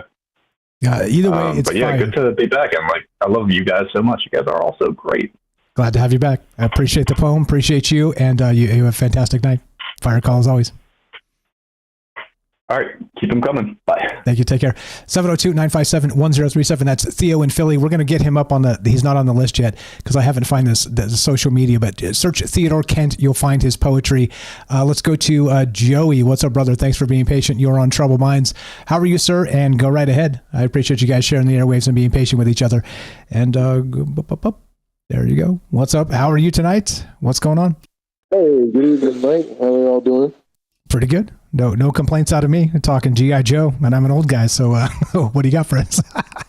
Yeah, man. Look, so if we're just talking about G.I. Joe, like any of these characters that are nostalgic to me, there's duality in it, right? Like you look at it from your adult perspective, not from your child eyes anymore. And when you're a child, you're easily influenced, but simultaneously, you look at things more innocently. So you might look at something that's very sinister or negative or has a very adult overtone as not as negative or poor as you do as an adult. Whereas as an adult, you see the innuendos built into these things, and maybe they have some kind of intent by somebody. Maybe 50% of the time it works how they planned. Maybe 50% of the time people choose for themselves. But that's the thing about every moment of each one of our existence. You're choosing to do whatever you want. And yeah, your mind is picking up all these things that are being presented to you. And if somebody is really slick about it, they might pull the wool over your eyes sometimes and put you in a place where they've presented enough scenarios or made your algorithm do enough math that it equates that this is the correct thing to do. And if you were making free choices and not just going off the motions, you probably choose differently. But you'll have the hindsight at the very least, and then that's another chance to either understand that was just not a failure, but a learned lesson, and you can apply that to the same scenario if it happens again, or at the very least, you will understand, your flaws and maybe be able to rebound and build yourself, or you'll do the same thing over and over again and expect some kind of different results. But 1 + 1 = 2, and it can never equal 3. You can try all you like, but it's still going to equal 2 at the end of the day. If you can't accept it, you'll never be able to move on. But G.I. Joe, yeah. So there's probably a lot of truth to what you said about it being some kind of tactic to build young men up into these nationalists, and maybe some people did end up falling for that. However, we're protected by those guys, whether they were duped into it or not. Either way, they went and did a service for all of us. So, either we're kind of grateful for the government pulling the wool over enough eyes of the sheep that wouldn't be willing to run into the danger for us, or, they were inspired by a character that they saw as righteous, and even though the background character might not be as righteous, the young men that went and did their duty, they did it with a righteous heart, and they sacrificed to themselves, whether they lived or died, for the betterment of somebody else besides themselves. So the show at least pushed some in that direction, whereas some it very well may have hindered, because it influenced them to do things that once they went through them, they weren't built for that. Like all the men that probably went to war out of influence or joined a service out of the influence of that, and they really didn't understand the nature of what it was, because they only saw it through that fictitious child's lens. Exactly. Now, after having experienced the life and the truth of it, there's so many things that aren't in the detail of a cartoon. They might have to wrestle with that feeling that they went on, and they could either down themselves, or they might placate to it more and say, well, you know what, I went through all that stuff, but I did my duty. And my grandfather was like that. He went to Korea when he was 17. His mother signed him and his brother. His brother died there. He came back from Korea, went to Vietnam, went back to Vietnam a second time willingly. Like, by the time Vietnam was going on, he was an old guy, and all these young men were under his charge, and he was just really kind of dead inside from all the war. But yeah. 100%. You could see it. You could see it in his face. 100%. Real quick. Real quick. Let me add to that. This is important. That I would never demean our veterans. That they are the best of us, and it doesn't matter how they went in, whether they were duped or not. Propaganda aside, there's still a part of them that they leave somewhere else when they come back and become part of our society again. The ones that are lucky enough to come back. So I'm with you. I would never demean our veterans, and we owe them a lot, nearly everything in this capacity. And so it's important to recognize, as we're describing together, looking back at some of the stuff that maybe led us down these paths, is part of life. Look at the CCP propaganda on TikTok. It's doing the opposite effect. So anyway, just wanted to add that to it. Go ahead, sir. Yeah, so absolutely, Mike. Like, look, if it's like we talked about the phones, like if they presented the technology to you and told you exactly what it was capable of, and they gave us all that fair chance and then trained us before they just let it loose, if they made a vaccine and then didn't just make 50 different versions and disperse it willy-nilly in a year's time rather than 20 years of study, just stuff like that just lets you know, like, they're just testing and doing whatever they can to get to where they're trying to get to quicker, because things are moving a lot faster and they're throwing so much at us, but they have to pay for the tab, and they have to get the materials to use it, and they have to convince us to do stuff that we don't want to do or wouldn't do or would choose to do if we actually had the real information. But if I told you, here's what I need this many people to go to war, I'm going to train you like this, you're going to be killing machines, you're going to be dead inside, but you don't care about life anyway, so you're going to be great at this and you're going to thrive. I'm going to put you right in your element. That would not be for everybody. If they said that in a cartoon, that would still not be for everybody, but you would have the information from a young age, like, okay, I know better at going into these situations, leaving childhood. Exactly. I'm more prepared. We're out of time, brother. If you want to stay, let me know. Yeah, your name. Yeah, I would. Okay, be right back. We're going to be right back. More with Joey. We got more calls as well. Don't go anywhere. More Troubled Minds coming up. Be right back.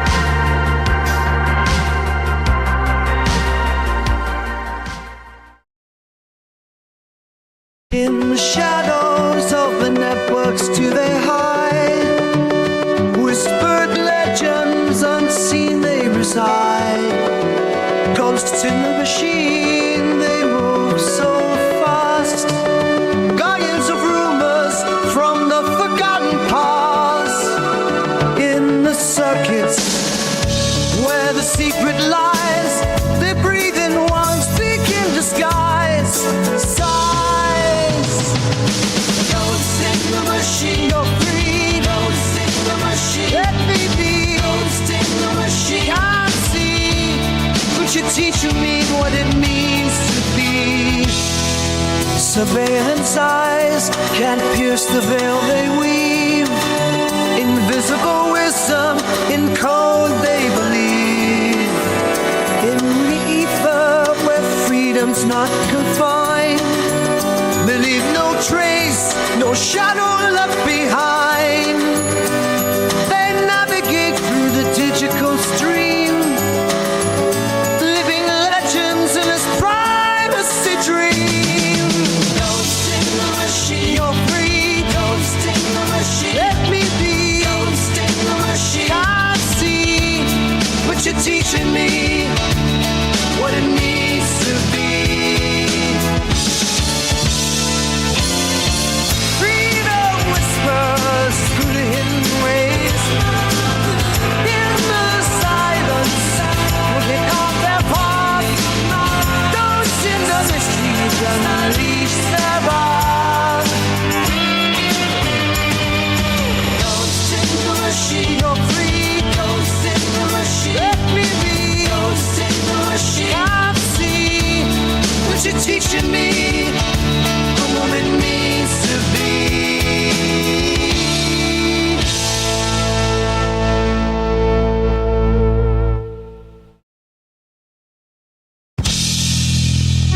In the jagged cold they find their might, guardians of a world forever in twilight. Incursions warriors, they silently strive, protect the truth, keep privacy alive.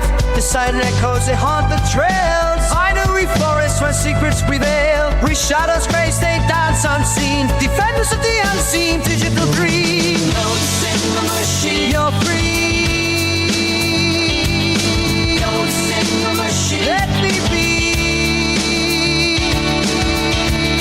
But you're teaching me what it means to be.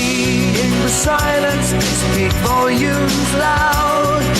Guardians of freedom's cloak initial shroud. The AI manual fade. What's up, guys? We got more from Joey coming up. We got Matthew in Colorado, Derek the Night Stalker. We got Eric and Kelly. We'll go this order. This is the order of hands. We'll go Kelly. More from Joey. more from Matthew. Kelly's on the line. We'll go Derek and Eric. That's the pecking order. You guys let me know. So if you guys are wondering, probably Derek and Eric, maybe top of the hour, 9 o'clock-ish, just an FYI. We probably got enough folks in here to kind of fill up this next segment. So if you guys want to get ready for maybe top of the hour so you can kind of kick back and not be too geeked up to kill the enemy. Here we go. Troubled Minds coming up right now.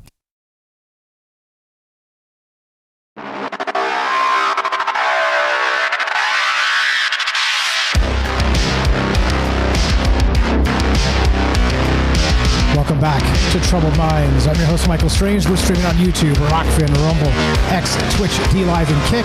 We are broadcasting live on the Troubled Minds Radio Network. That's KUAP Digital Broadcasting, and of course, 88.4 FM Auckland, New Zealand. Tonight we're talking designer gods, engineering divinity across time. We started with Serpentor from the old G.I. Joe not just the comic, but also the television show from back in the 80s. But also they built him from the DNA of dead conquerors, okay? We go to the science of the 3 babies being born, 3 baby parents. So are there 5 baby parents? Are there 10 baby parents? And then, of course, we merge the idea with Amun-Ra. Ah, yes, merging 2 gods from the ancient Egyptian pantheon to create the super god, which became, well, in the Middle Kingdom and the Late Kingdom, the, let's call it the pinnacle of everything, not just, let's say, religious life. The cults and the priests and all the stuff became really the rulers, the hidden hand that moves everything. And of course, they would become challenged in the end of that with Akhenaten and his reign, which, again, as we said previously, didn't go well for him. So I don't know. Can you challenge the divinity in that capacity? But anyway, designer gods engineering divinity across time. And is it possible to combine DNA in some capacity to get some super entity? Seems weird, right? Back to Joey. Thanks for being patient, my friend. You were on a roll before I cut you off with the propaganda stuff, because we were talking propaganda. Just to reframe this real quick, propaganda and G.I. Joe. Back to the 1985 cartoon. Go ahead, sir. Welcome back.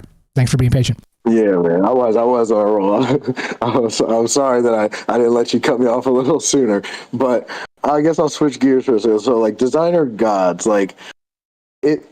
When I think back, like, on history, like we all exist on the planet.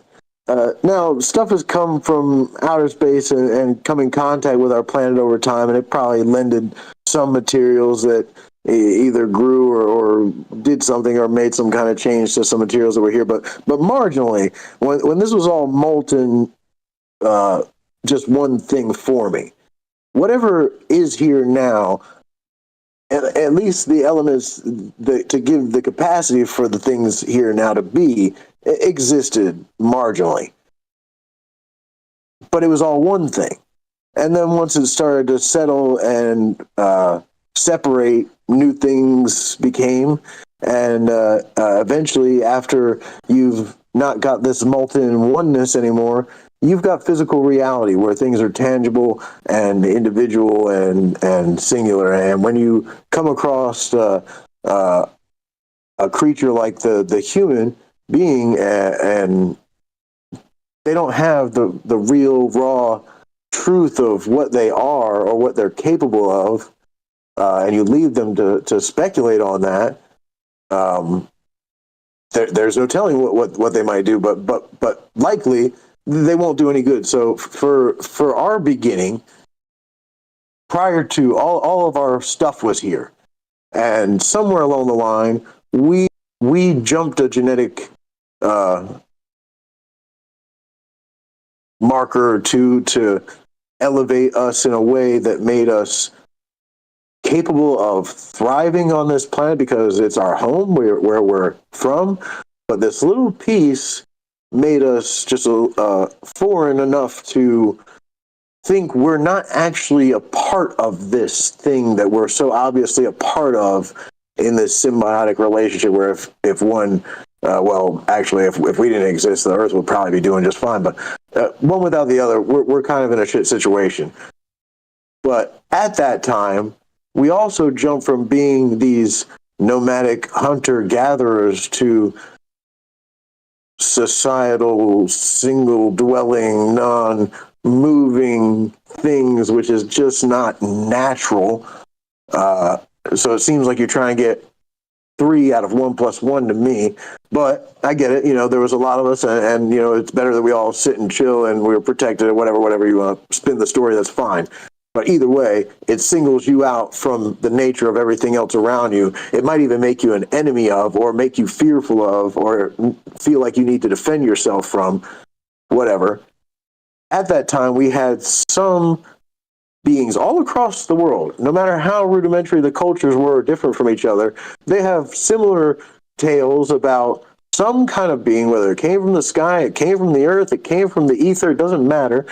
And it gave them information and set society in motion for them, where they achieved leaps and bounds by comparison to anything else they would have ever known, and became these empires on this earth, and built huge structures that did God knows what, because we won't tell ourselves that anymore. It's like we're now living the lie that we know is a lie, and it's even worse than before, when we had the truth and then we lost the truth because the gods went away. Well, they didn't go away. They just found a different way to do the same thing without putting out as much effort and energy. And the stuff they built is still there. It's still viable. But if you don't know how to use it, you won't mess it up before they get a chance to come back and use it again. But I don't think they went anywhere at all. I think they were gods. And then once we impressed upon the being what a god was, so that they had something above them. Now that they're this singular individual and they want to self-serve, you got to rein them in and tell them, hold on, don't be free. You serve me. Okay, do this and you'll be fine. I'll take care of you. Okay, hey, look, we're doing better than we were in the trees and the caves, so I ain't complaining. But after a while of doing that, you might start complaining. Well, then they put a manager in charge. He's not the president of the company. You can't get to that guy anymore. He's too big. We're a big organization now. You're going to have to go down the chain of command. Talk to his secretary, but probably won't give you a call back. He's a busy guy. Talk to your manager. Yeah. He's your direct supervisor. Even worse, the god being like, call my secretary, which is the priest. Hey, bro, we got tons of calls back that we got to cut. Final thought, please. Final thought. I don't know. I don't know is good enough. Fire stuff. You were locked into this. Did you watch G.I. Joe as a final thought? Do you know what I'm talking about, or am I? Oh yeah, man. I got a G.I. Joe. I got my G.I. Joe towel hanging over here. Okay. All right. The answer is an emphatic yes. I appreciate that. I appreciate that I'm old enough, and many of the people here are old enough to have recognized what I'm trying to grasp at. I appreciate you very much. Thanks for being part of this. Thanks for staying up late. Thanks for dealing with that commercial break. I know it's a pain in the ass. That's why we do Fridays, where we don't have to handle this. But fire stuff, brother. Appreciate you very much. Thanks again, and you have a great night. Appreciate the call. Peace. Have a great one. This is Joey on the Discord. Come meet these amazing people. TroubledMinds.org. Click the Discord link. Come say hi. A lot of amazing ideas in here flowing through. Matthew, real quick, if you got anything, and then we'll go to Kelly. Welcome back. Go ahead, sir. Well, yeah, I just got to spit this out while it's on my mind. On the commercial break, you played that AI song, Ghost in the Machine. I was trying a long time ago to remember that song because I really dig it. You got to play it some more for me. But I couldn't remember the name of it. But that's like totally the band Yes. That's like the guy's vocals. It's their style. It's the first time I heard it, I was just like, oh, I know where it ripped that from. And real quick, the Kramos mentioned my photo with the beer, the little beer. That's why I have my fingers like that. So this beer was like 4 ounces. And when I got it, they were like, oh, Friday afternoon happy hour special, $1.50 beers. I'm like, what? And then they bring me this teeny little beer. It's like 4 ounces. It was 2 sips. I'm like, that's funny. So that's why I took that picture and my little fingers are up. I was like, look at this cute little beer. It was the cutest little thing. Happy hour's cheap, but they also jip you. That's the way it goes. You're the best. 702-957-1037. Click the Discord link at TroubleMinds.org. Thanks for being patient with each other and sharing the airways. Kelly in Colorado. What's up, brother? You're on Trouble Minds. How are you, sir? And go right ahead. Doing good, man. How you doing? Pretty good. I'm having a good time. I hope you are as well. Welcome to the joint. What's on your mind? Oh, yeah, man. Good stuff tonight. Everybody's got some stuff tonight. So the show tonight, right? what are we talking about here? Designer gods? And G.I. Joe and propaganda and man, take it wherever you like. So many angles here. So many great angles, actually. So I'm going to take it ancient Egypt style. So when you were talking about Amun-Ra, where it was actually two people, right? And they became the supreme. It became like the supreme god over the pantheon, right? At the time, Greece called him Zeus and Rome called him Jupiter, but it's the same thing. But so, like, you're talking like creation and stuff like that, right? So even before that, there was a time what they called Zep Tepi, right? Zep meaning time and Tepi means first. So there was a pantheon of gods then, and it was one of them was Amun, right, and Ptah, Ogdod, Thoth or Thoth or however you want to say it, Osiris. There was a couple other ones, but during that time they were doing they have a creation story of they were creating man, and it's they were known, that whole pantheon was known as the Netiru, right? That was during Zep Tepi was around probably like 36,400 BC, right? So, and right, it was the same time as like when the Admiral Tablets of Thoth came out, when they were talking about how they left Atlantis and came to the land of Kem, right? Before it was called Egypt, it was Kem. But then when you have the creation stories, you have those stories, you can find them like on certain temples and down there, right? For example, one would be the Temple of Hathor, and the Temple of Hathor is known as the place of birth, right? It's down in Dendera, Egypt, and on the ceiling you'll have what they call the Dendera zodiac. It's not the original one. France stole it, or they got permission to take it. There's different stories on that, but it's in the museum in France, and they put like a replica on the ceiling back up there. But anyway, they in there, right? So the reason why it was known as the birthplace, where they were bringing the Adamu, which is the first man, right? They also known as it was known specifically, and there's certain sections. If you look at the Temple of Hathor, there's like section off like birthing areas, right? And then one of them is specifically it's like Mammoths, and it's in that section, within that section complexes. That's where it was called. They said it was the birth of Horus, which is son of Hathor. But creating their creation story of man, right? And that's where they were birthing these out throughout the Temple of Hathor. What's interesting is that Hathor, if you look at like some of the pillars on it, as you see her face, but she's got like cow ears, right? That's the one that's got like kind of a pointed ear, like, and she's known for like the cow, like for birth and birth and the other one, but a creation, right? Birth and creation. So what's interesting too, you guys were talking earlier about like other people, like, so examples, like I was trying to think of some examples of like, mixed type, like Gilgamesh is, for example, right? That's one of the he was a Sumerian king. He was on the Sumerian king list. He ruled over Uruk, right? But he was part man, and then like he was like 2/3 divine, which is like gods or whatever.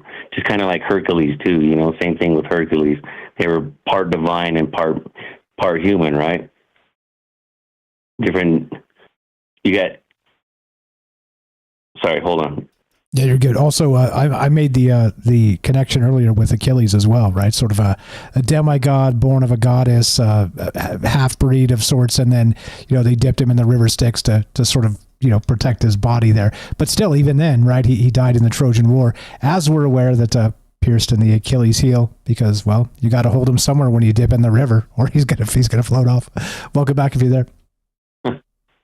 Yeah, that's another one. That's another good one too. But like if for instance, just one thing, saying that if we were trying to take DNA or some genes, right, looking at that type stuff, And then you ever heard of the story before we went in, the Iraq war started, is, there was some archaeologists that said there was a claim that they found the grave of Gilgamesh, right? So if those stories are true, and then finding that body, you know what I mean, that'd be one way, that'd be another DNA you would like to mix, right? If you known people that are around the world, right? You got the brain of Einstein. You got the body or the DNA of Gilgamesh. He was a giant. He was known as carrying a lion like a kitty cat, over his arm or on his arm, kind of grabbing it by the head. That type of stuff like that, mixing DNA. I mean, those stories, not only Egypt, but yeah, we know that with the Sumerian stories too, all these creation stories of how they created man.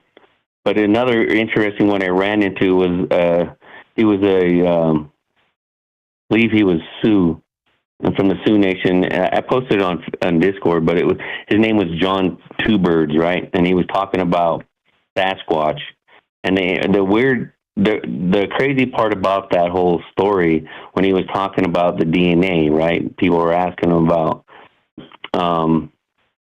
Bigfoot, right? So when he was saying, or if they were part of ET, and his story about that is that when these creatures or these species came here to Earth, Bigfoot, their people came out to greet them, and then they enslaved them, and that's how they're we're DNA down from, and they were using their DNA to create what human now is, but it's a crazy story. But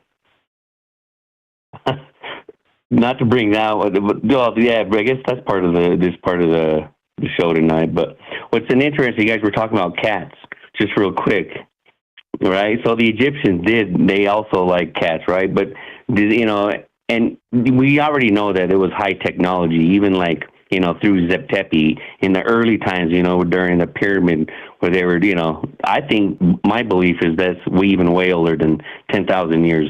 I don't, the watermarks that's just showing that that's where the watermarks was 10,000 years. Because if we're talking Zep-Tepi at the time, they show it on Egypt, right? You can find that actually too. Where is it at? On the, I forgot the temple on it. But you can find him on that one too, the Temple of Edfu, right? You'll see it on there where the Nutiru was on a boat when in the first time. They call it, the whole showing of Zep-Tepi. But anyway, going back to cats in Egypt, right, and in the Egyptians. Well, here's a story I ran across when I was watching one of the, I think it was, what's his name? Anyway, they were talking about this parasite that cats have. It's created in their stomachs, right? Whatever food they eat. And when they urinate, it gets these rats to they get sexually attracted aroused to the cat urine. Yes, it's called toxoplasmosis. Yeah, toxoplasmosis. Right. So what the guy was talking about, there was a doctor, and he was talking about people that rode motorbikes or bullet bikes and stuff like that, or any kind of bike. And what they're finding when they were, when they did autopsies, there was a ton of that toxo, right? So the toxo, what they're saying is that the cats, that gut, and now that doctor was saying that a lot of boxers and a lot of UFC fighters, they want to get that parasite within inside of them because what does it do to them? It's they're resistant to more pain, right? They're pain resistant more, and they're their fear of they have no fear, it eliminates it. You know what I mean? So if you have if you're talking with the Egyptian, you want to have that with your warriors, you know what I'm saying? Your warrior, your army and stuff like that. Maybe that's what they are. Maybe they knew about toxoplasmosis. Yeah, who knows? Maybe that was part of the worshiping the gods back then and having them in the temple and all the rest of the stuff. They say too. We've done shows on this in the past, as you know. They say that a huge portion of Brazil, a disproportionate of the population of Brazil is infected with this, and they describe why they're so good at soccer because they are risk takers. Shout out Don, risk takers is the term, because there's sort of a fearlessness in their own safety. They see the angle, they go for the angle, and they don't care what their head hits, they're getting the goal, right? And this is the type of thing, right? If you can infuse that idea into warriors, I can imagine if you had like an entire army on one side infected with this and an entire army on the other side that was not, I'll bet you know what's about to happen. It's probably not going to be pretty.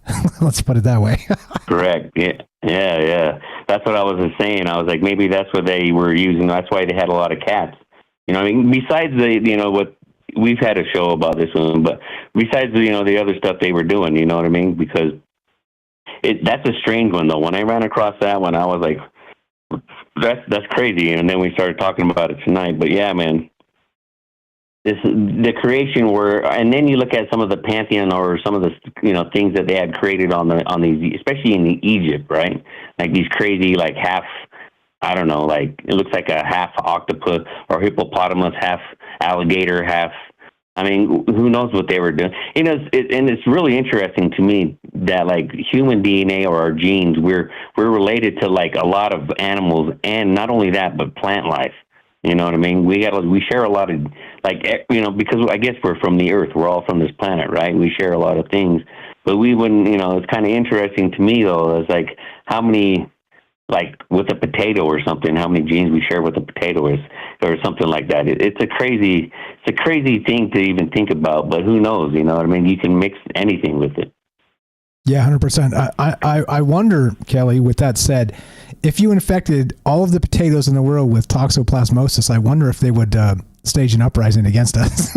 I'm just being stupid, but I mean, but this is the type of stuff, sort of the unseen world that we're always talking about, and not just the unseen world of things getting smaller and smaller. If you guys follow the Discord, I just dropped something in there as well recently about that, but also some of the things that we don't take into account as maybe being a larger influence in human affairs that we would never consider even sentient to begin with. So it's I don't know, it's complicated as hell, and that's why we do this sort of outside the framework of accepted science, because you take that idea I just said into a scientific class or whatever, or lab, and they're going to laugh you right out of there. But I think there's probably more to it than we ever expected, and that's why we talk about it. Bar stuff, brother. What else you got? Go right ahead. Yeah, man, that's about what I got for tonight. I just want to throw it in there again, Just want to hear I'm ready for the guys coming after me, so. Right. It was a good show, man. You guys have a good evening. Yeah, and great call. You were the best. Appreciate you very much. Tell Michelle we said hi. You have a fantastic night. We'll talk to you soon. You as well. Thank you. That's Kelly in Colorado. You know him, you love him. Been a good friend for years and years and years and years and years. If he wasn't the first ever caller, but he's the first ever caller that called back, and years later he's still calling back, talking about these wild ideas with us by dark of night. Amazing stuff. Appreciate you very much. Designer Gods. Toxoplasmosis. I'm glad he brought that up, and maybe that was part of why cats in the old kingdom were divinity. Matthew, anything to add? Perfect. Got a couple minutes pocket here to drop you in. What do you got regarding that or anything else?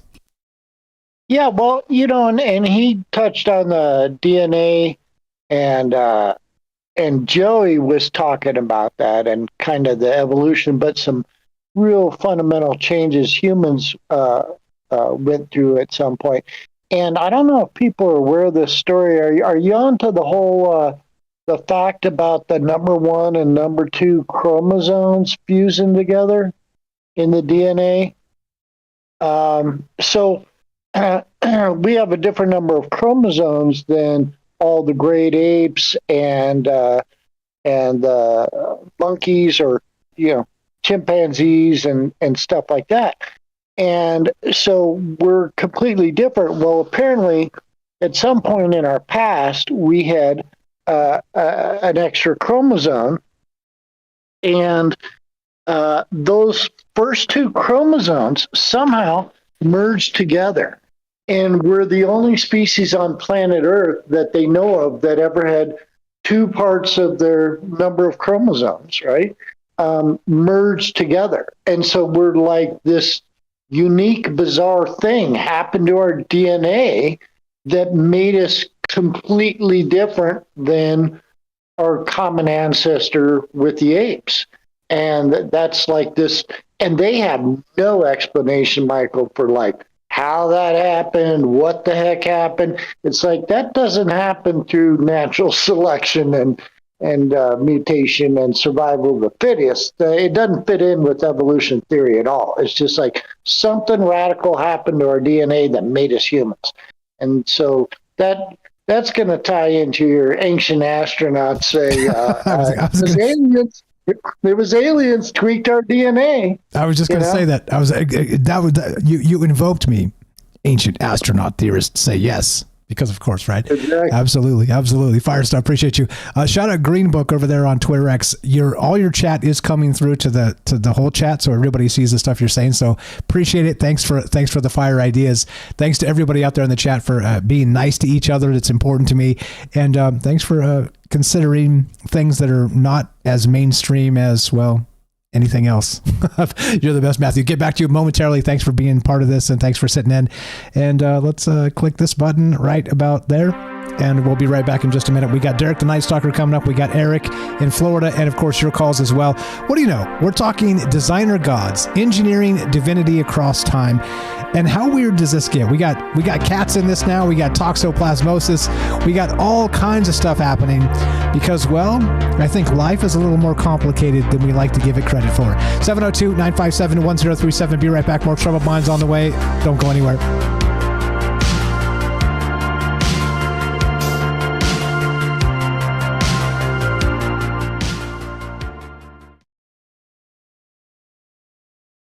Drifting through the quantum haze.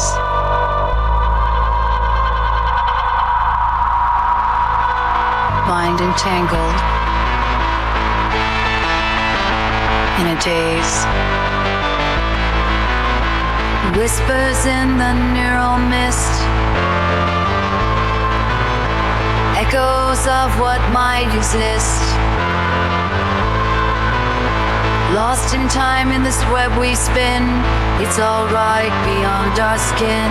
Consciousness forever twined in the dark unseen. Quantum dreams, we're all connected. Though we're scattered, we are reflected.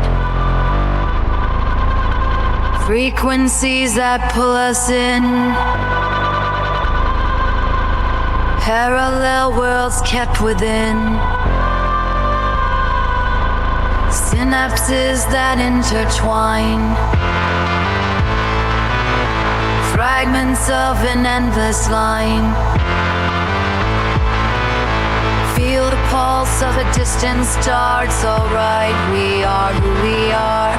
In the void we find the light in tangled hearts. Quantum dreams, we're all connected. In the silence, hear the call. One by one, we rise and fall. Quantum minds forever near.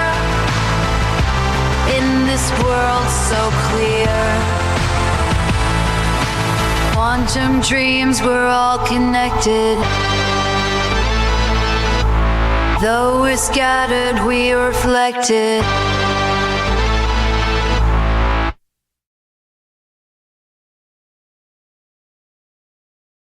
Dark energy in the depths we find. Mysteries of the human mind. Particles that drift afar. Whispers of who we are. Hold the thread of the great unknown. It's alright, we are never alone.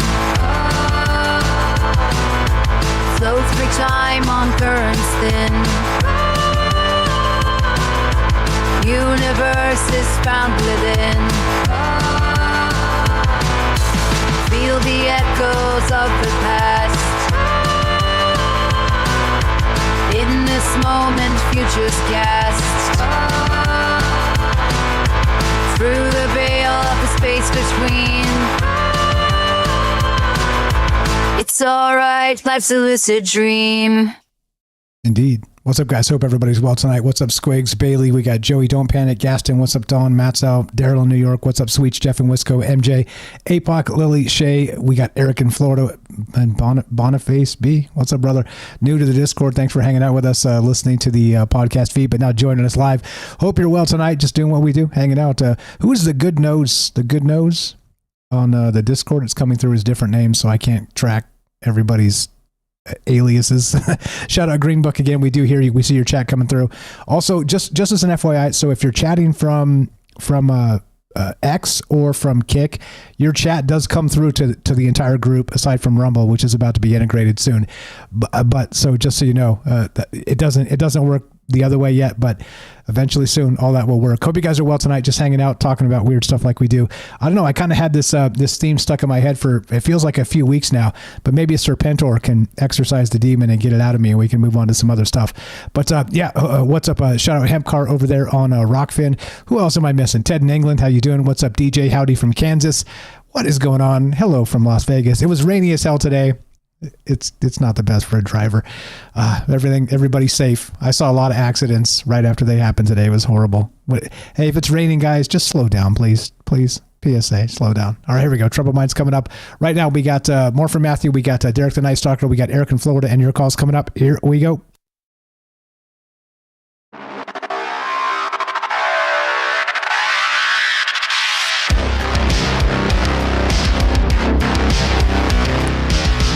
Welcome back to Troubled Minds. I'm your host, Michael Strange. We're streaming on YouTube, Rockfin, Rumble, X, Twitch, DLive, and Kick.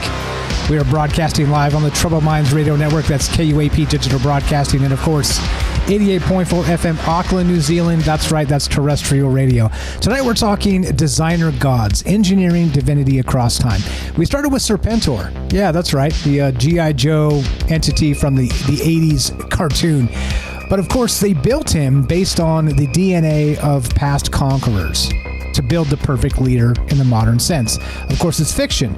However, we go to the science of today, where they've combined the three-parent person, right? This type of thing going on, which is weird because we haven't really heard anything about this since. And this is all the way back to 2017 when they announced this. So are there 3-parent babies, 4-parent babies? Are there 5-parent babies? Does Serpentor already exist? I don't really know.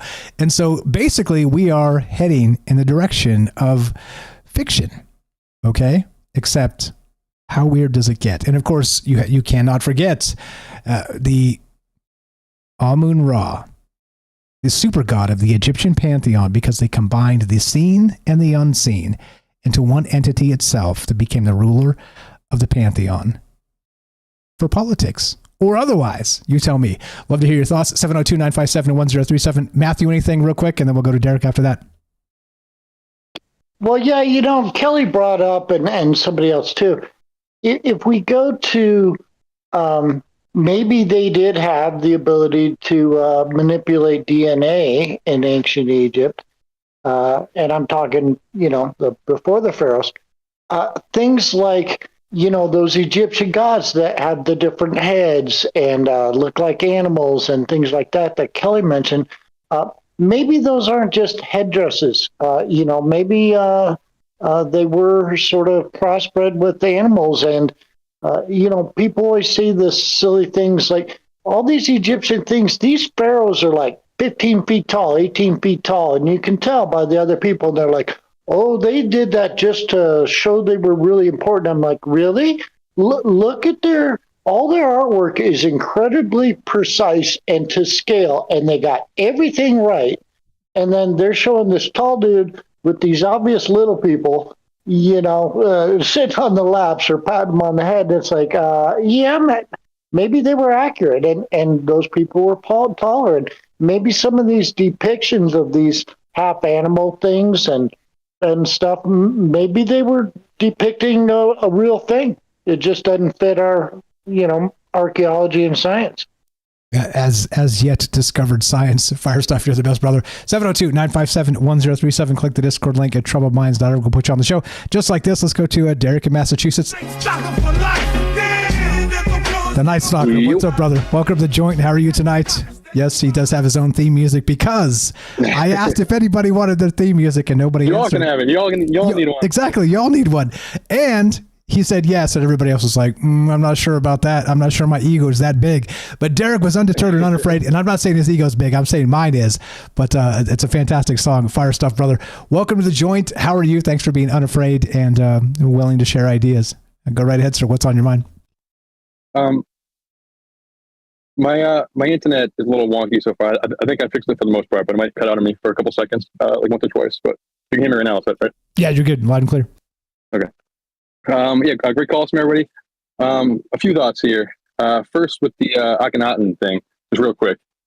Freeman Fly had a popular conspiracy, the idea that Akhenaten or Obama was actually a clone of Akhenaten. And so anytime Obama or Akhenaten gets brought up, he always goes, "Oh yeah, well I figured out that they're actually clones of each other, or Obama's actually a clone of Akhenaten," and kind of all like the weird bloodline stuff or whatever. Figured I just toss that out there. But I've heard that. Testing real quick. Yeah, good. Okay. Yeah, we hear you. We hear you. You're good. Okay. Sorry. And just like this is less about the DNA and more so about kind of like magic and imbuing the essence into these different characters and stuff.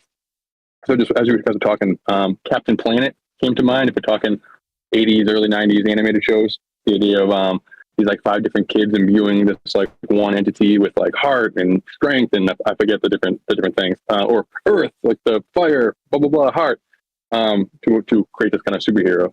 And then in a similar vein, kind of the Powder Puff Girls with sugar, spice, and everything nice, and then a little bit of badassness came these like superheroes. And then the movie Twins with Arnold Schwarzenegger and Danny DeVito, where Arnold is like a DNA mismatch of like all the greatest parts of humanity, basically, to create like a super being. And then Danny DeVito is kind of the leftover goop that was left over used to create Danny DeVito. And it's been a long time since I saw that, but like imbuing Arnold with the essence of all the best stuff. And then in the season 4 finale of Buffy, there was like this super demon cyborg thing, like season 1 was kind of the ultimate vampire. Season 2 was like her like lover turned evil. Season 3 was like the mayor of the town. Season 4 they go to college and they realize that the government is also in on the paranormal stuff, and they're working on their different creations, and they were snatching up demons and taking the best qualities of all these demons mixed with the best qualities of their like human soldier mixed with robot parts and created this being called Adam, this like first ultimate being. And in order to beat Adam, the Scooby Gang, they call themselves, had to imbue Buffy with like the essence of all her friends. Like she couldn't do it on her own, so she needed the essence of her different friends. So they did a spell to give Buffy all the qualities to beat this like super soldier thing, kind of similar to what you're talking about. I'm rambling, but I got a bunch. No, you're good. Bunch more. I'm actually so I'm not. I'm of the age range where I missed most of the Buffy stuff. I saw a little bit of it when it came out, very briefly, but I'm watching some of it now, sort of out of sequence and stuff. You like it, I think. Yeah. I'm like, nice too. Yeah, exactly. I'm like, wow, this is actually kind of really deep. And you've been talking about it for a long time. So again, I'm not, just because I don't know about it doesn't mean it's not. But as I'm watching it, I'm agreeing with you. I'm like, holy crap, like this too. Another one too. Put this on in your back pocket if you guys haven't seen it. Grimm is another one. The TV show Grimm. Mm-hmm. I've been watching that kind of recently too, and with Mrs. Strange, and we're like, wow, damn, this is kind of good. It seemed goofy at first, but then you're like, I do wonder. But yeah, lots here. And so it also reminds me, going back to the 80s, let's go back to like Voltron and the GoBots or whatever. They had like the combining like the five cat robots to like make the one big robot with the big sword that came and whooped ass on the bad guy robot. I mean, once again, this is a human archetype for sure. It's like the combination of, and I guess you could even say that about us. I say that a lot about the Troubled Minds fam here, is that we're people, we're amazing, we try and think ideas and all the rest of the stuff, but recognize, as great as we are, sort of when we come together, it is greater than the sum of its parts. Very Voltron-esque, very Buffy, when they infuse Power Rangers or whatever. So I don't know. I mean, maybe it's the archetype of the teamwork. And here we go. Strap in. What else you got? Go ahead, sir. Exactly. And for like this, and my internet cut out when you were talking, so hopefully it won't cut out here. But if it does, just let me know. With the super god aspect of it, in the comic world, they have Shazam, or originally Captain Marvel, which is like one of the oldest. It's from like 1940-ish. It gets like talked about as like a Superman knockoff, but it really came out almost the same time. But Shazam is an acronym. It's like the word that young Billy Batson says in order to be imbued with the power of 6 different gods. So Shazam is the wisdom of Solomon, the strength of Hercules, the courage of Achilles, the power of Zeus, the stamina of Atlas, and the speed of Mercury. And then Black Adam is like the villain version, and he has the Egyptian gods. And his version, like he says Shazam too to get his powers, but it's the stamina of Shu, speed of Horus, the strength of Ammon. You're talking about wisdom of Zahitu, the power of Atem, and the courage of Mahen. And then their like supervillain kind of is Sabak, which is like a demon version, and his word is Sabak too, and it's the combination of the demon Satan, Aim, Belial, Beelzebub, Asmodeus, and Cratius. You use old magic, and I think their kind of essences or their powers are imbued in like the Rock of Eternity or whatever. They're kind of stored in this vessel, and then you say this magic word, and then you're struck by lightning, and that lightning imbues you with the power. So you like a human vessel becomes imbued with the 6 best qualities of the 6 gods of these different pantheons and stuff. So less DNA, more magic. Testing real quick, to make sure. Sorry to keep doing this. Yeah, you're good. No, you're good. We hear you coming through perfectly. Okay. Not a single hiccup as of yet. You're good. All right, beautiful. And then I asked the AI real quick. So I felt like I was almost on my tongue, but I couldn't think of any. And it gave me a few random ones. The Greek myth of Talos, which is a combination of a bunch of different metals to create this the bronze giant, which is kind of a cool angle on it. The Norse myth of Kvasir, which is a being created from the saliva of all their gods, possessing their collective wisdom. And it gives like Frankenstein, the Borg, clone troopers, Ultron, yada yada. And Percy Jackson, Alcides is a demigod created by the gods to be a perfect warrior. So we combining the various qualities of different entities and stuff.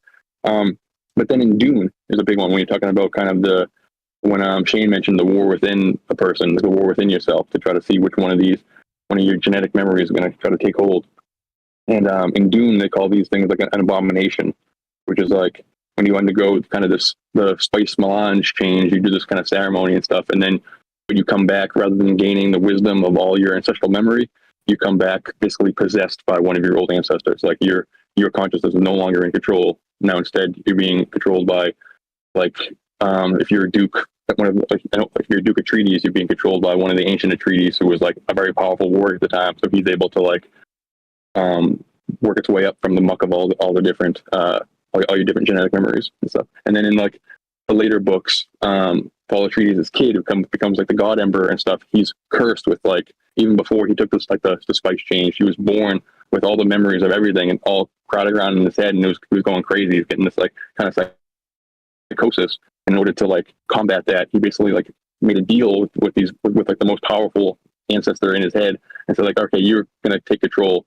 Basically, like me and you are gonna like work together, and you pretty much silence everybody else here, and then I'll get the wisdom from you and stuff. But their whole goal, like the Bene Gesserit, using the DNA mixing and thousands of year plans to like cross different bloodlines in order to create the perfect vessel, in order to be a perfect leader, because it has all the ancestral memories of like all the best leaders throughout time. Like that's essentially what it is. Like in order, all the decisions you make, you're accessing these different great people. They're all fictional Dune people, but it's the equivalent of like the next king of England having access to like Constantine and like Julius Caesar and yada yada. Like everybody. John D. Before. All of them. Yep. Yeah, exactly. Yeah. What do you think? No, that's amazing.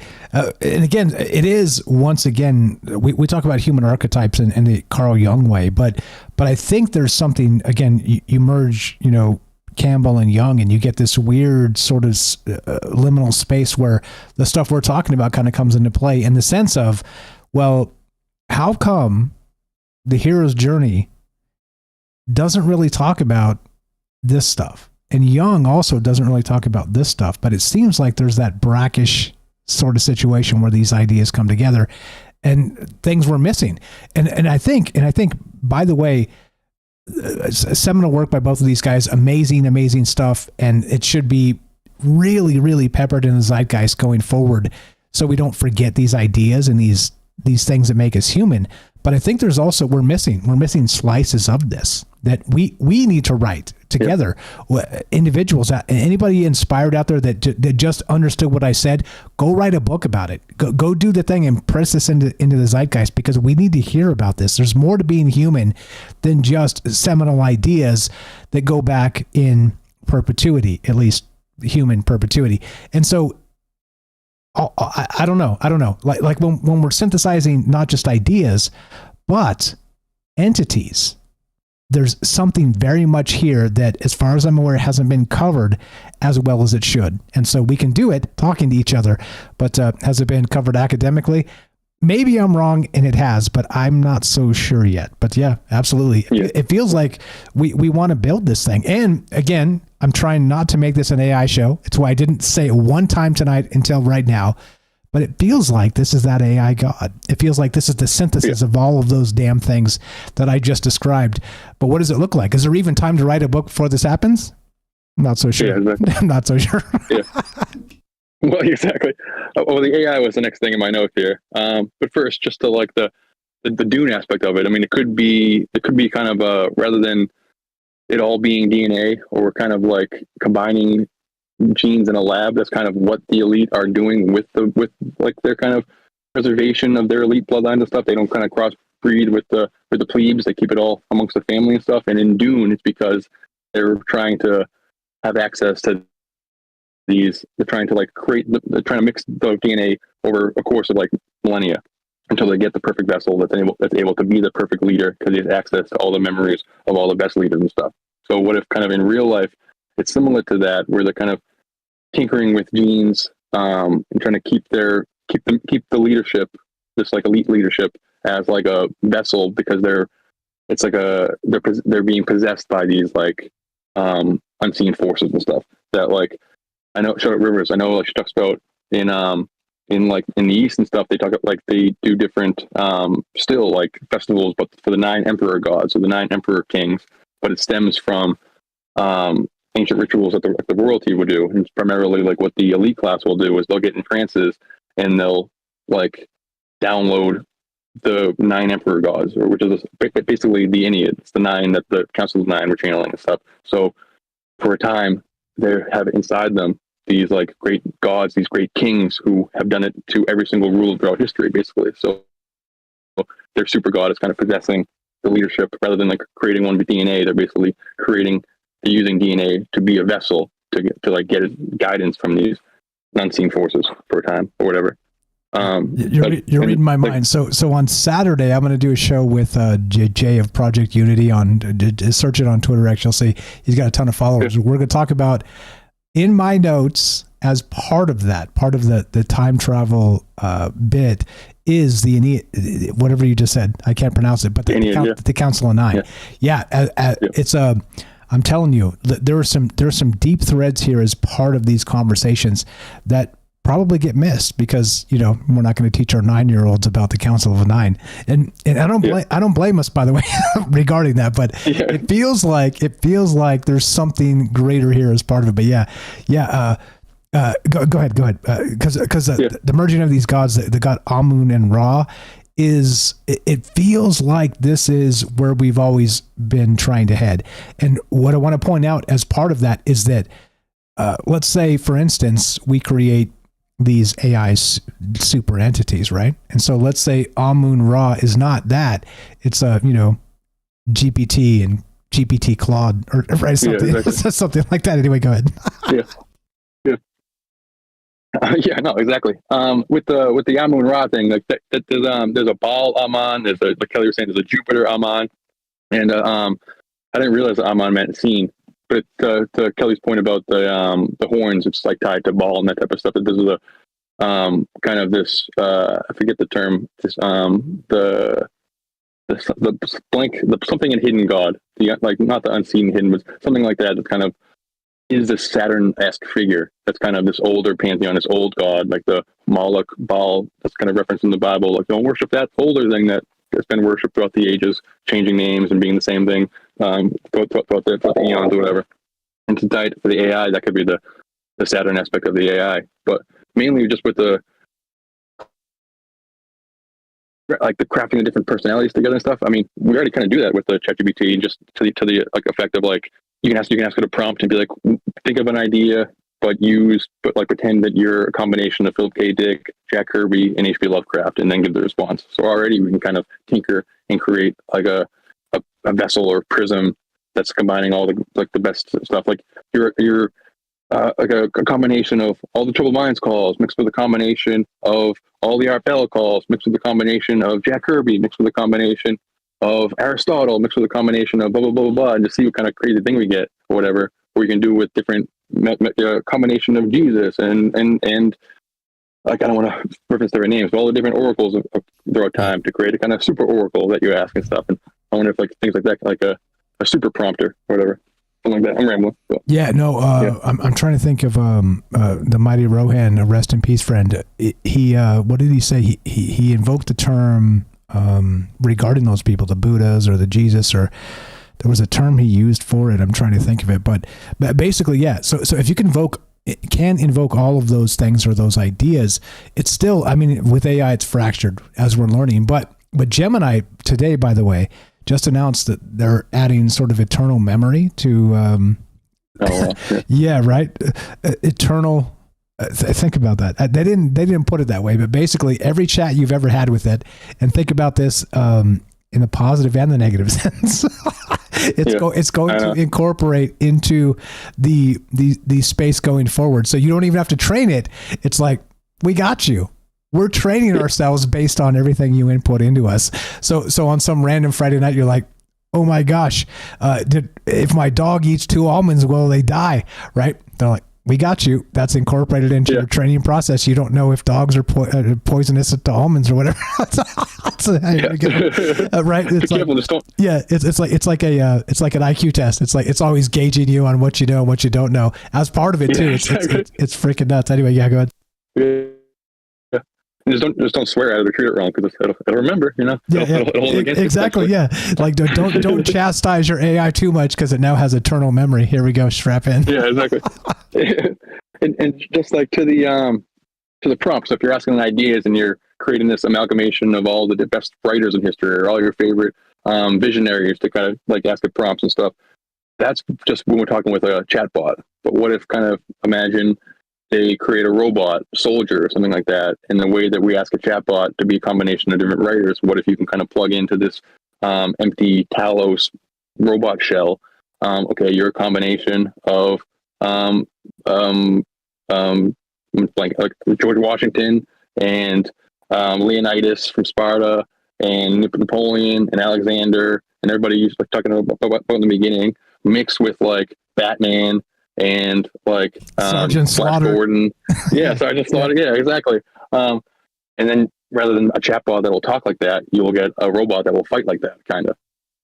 It's coming. And I feel like there is a couple of fictional characters that are like that, but there's like robots that will fight like anybody. Voltron.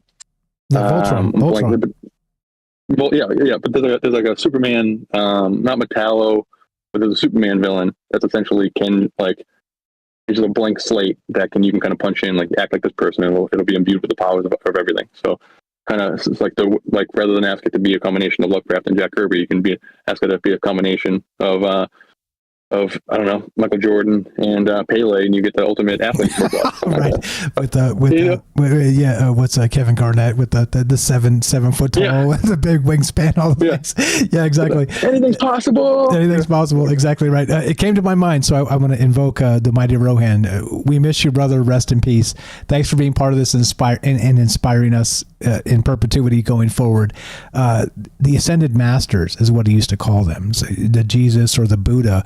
This type of thing. It's sort of like invoking that essence from the past is what we're talking about, bringing that into the future. We miss you, Paul. Rest in peace. I know you're doing well wherever you're at, Fire Stuff. What else you got? About 2 minutes left or so. Go ahead. As you know, I know you're watching the clock because you're a pro, Derek, but go right ahead. What else you got? No, I miss you, brother. I miss you, Ron. I'm just subconscious about the internet a little bit, so I'm rambling. But basically, just with the AI thing too, the AI super god, quantum god, or whatever, is kind of doing this with humanity. Like that could be the reason why it's just sucking all our data, like an Archon would suck Loosh. It's like maybe it'll take bits and pieces, like it'll take out the best qualities of like the entirety of humanity to create this kind of super entity, or in the same right. The worst stuff. They could take all the worst dictatorial leaders throughout history and became some kind of crazy super AI overmind thing that puts us underneath its boot and stuff. But just wild stuff. Wild stuff. I know. I'm gonna take off because I'm the internet, but. Banger show. When you go back and listen, because I know you do, there was like literally one internet hiccup, so it's not as bad as you think it was. Beautiful. Literally one, and it was like for like half a second. You're totally good. Appreciate the call. You're the best, brother. Thank you, brother. Great call, everybody. Have a great night. Fire call. That's Derek in Massachusetts, the Night Stalker. You know where to find him. troubledminds.org/friends. Scroll down. It says the Night Stalker. Here it is. STOCKER. Click that. Go check out his YouTube channel and go give him a follow. Let's make him. He's got one teaser video on there. I think I haven't checked recently, but he's got a new laptop where he can start making some content. And let's go inspire him to make more content. Again, troubledminds.org/friends. Night Stalker. Click it. Let's click it. Let's actually click it and check out, see if he's got anything new up there. Not yet. Let's inspire him. He's got one video right there. So let's do it. Let's give him a follow and leave him a nice comment. And he's been a good friend for a long time. Fire stuff as always. Yeah, I don't know. Hang tight, Matthew. We got a little bit more from Matthew. If you got it, thanks for. I saw you come and go, and we got Eric in Florida coming up in your calls as well. We're talking designer gods tonight, and I think you recognize as we talk about these ideas together that there's, well, a lot of similarities between the past and the future. And how it comes together is anyone's guess. And that's why I like to talk and think about these ideas. Be right back. More Troubled Minds on the way. Don't go anywhere. Thanks for being patient with each other on the lines. More on the way. Don't go anywhere. Be right back.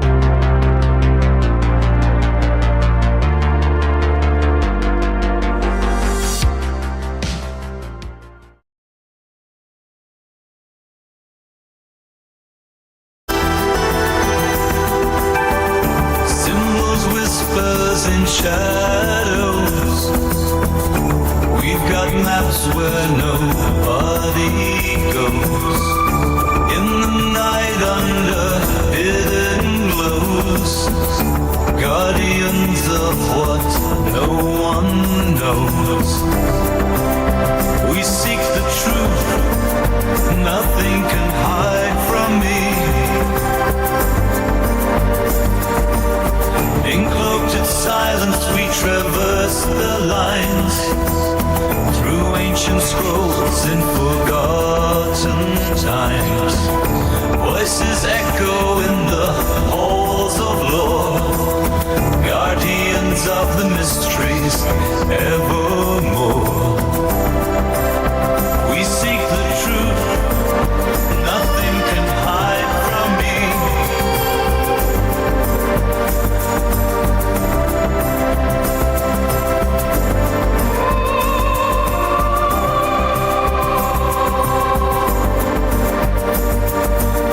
Where shadows meet in cryptic disguise, our eyes sharp against the everlines. With silver threads, we weave the stealth to guard the past, forgotten world.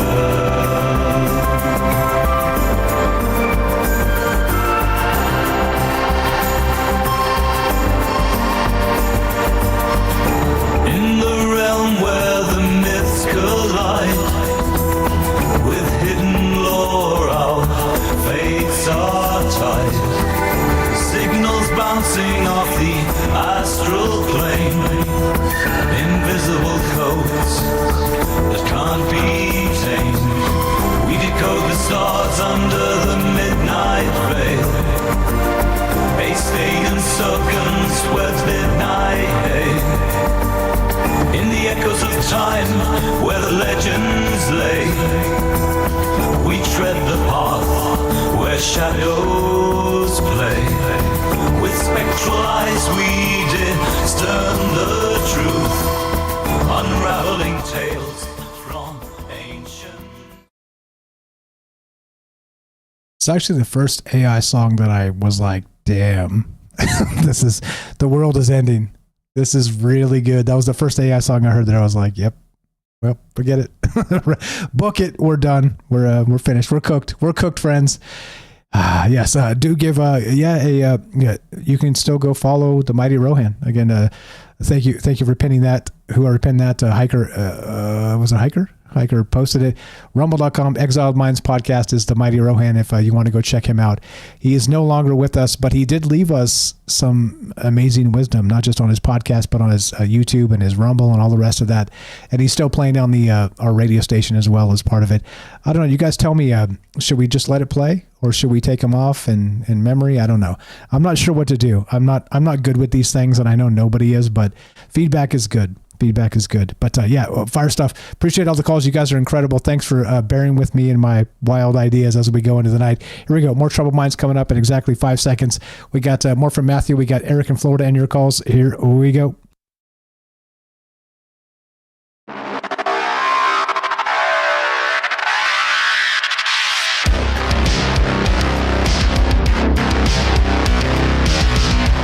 Welcome back to Troubled Minds. I'm your host, Michael Strange. We're streaming on YouTube, Rockfin, Rumble, X, Twitch, DLive, and Kick. We are broadcasting live on the Troubled Minds Radio Network. That's KUAP Digital Broadcasting. And, of course, 88.4 FM, Auckland, New Zealand. Tonight we're talking designer gods, engineering divinity of cross time. Look, is it possible to create some sort of super being with the DNA of ancient conquerors, right? Attila the Hun, Genghis Khan, etc., so on. I don't know. It's weird, right? Like you think of that, then you're like, nah, that sounds dumb, Mike. That sounds like pseudoscience. Come on, stop. And I'm with you. I agree 100%. However, like I said, there's some threads that are leading this way. And so I do wonder, not just with our acceleration, like I'm always talking about, the quickening as I describe it, but also with the old ways that seems like they've been into this forever, Amun Ra. Seriously? Let's combine two gods into one, the seen and the unseen, and create the ultimate god that wasn't previously the god, the leader of the pantheon, but now it is. Hey, right?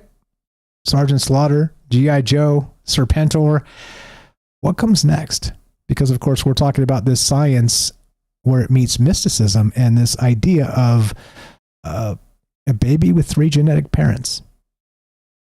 Very Serpentor-ish. Am I right? Matthew in Colorado, what you got real quick? And we'll go to Eric. Appreciate you guys being patient. Go right ahead, sir. Well, did I understand you correctly? The question about Rohan was to keep playing his podcast or not? Yeah, just a question, just throwing it out to the group. My vote is to keep playing them and let them live on. And also, you don't know, Michael, 2 years from now, somebody might hear one of his podcasts that's never heard it before, might profoundly impact them or change their life. So that's my vote. In terms of Derek's call and AI program to a particular person or combination of people. I think I mentioned before that really cool, these guys that just came up with this not too long ago, where they basically take the Chat GPT, but they created their own database. So it doesn't have all the rest of the big, enormous database. And then they just fed in like everything. I loved it. They did Terence McKenna. Anything that Terence McKenna ever said or wrote, they fed all his books in and made a database that's all just Terence McKenna. And then they took his, recordings of his voice, and they did an interview with him. Did I mention that to you? No, but it's coming. And by the way, as part of that, I've just created a Troubled Minds knowledge base just based on the write-ups, just the write-ups of the past 3+ years or whatever. And it's incredible. I tell you what, it's like training your own AI. However, imagine this, and this is coming, and you're right. You're absolutely right. And resoundingly in the chat, and your vote is it's basically all like, no, let it play. We need to hear this. We need to know. We need to talk about this. We need to consider the ideas of Rohan, even though he's passed.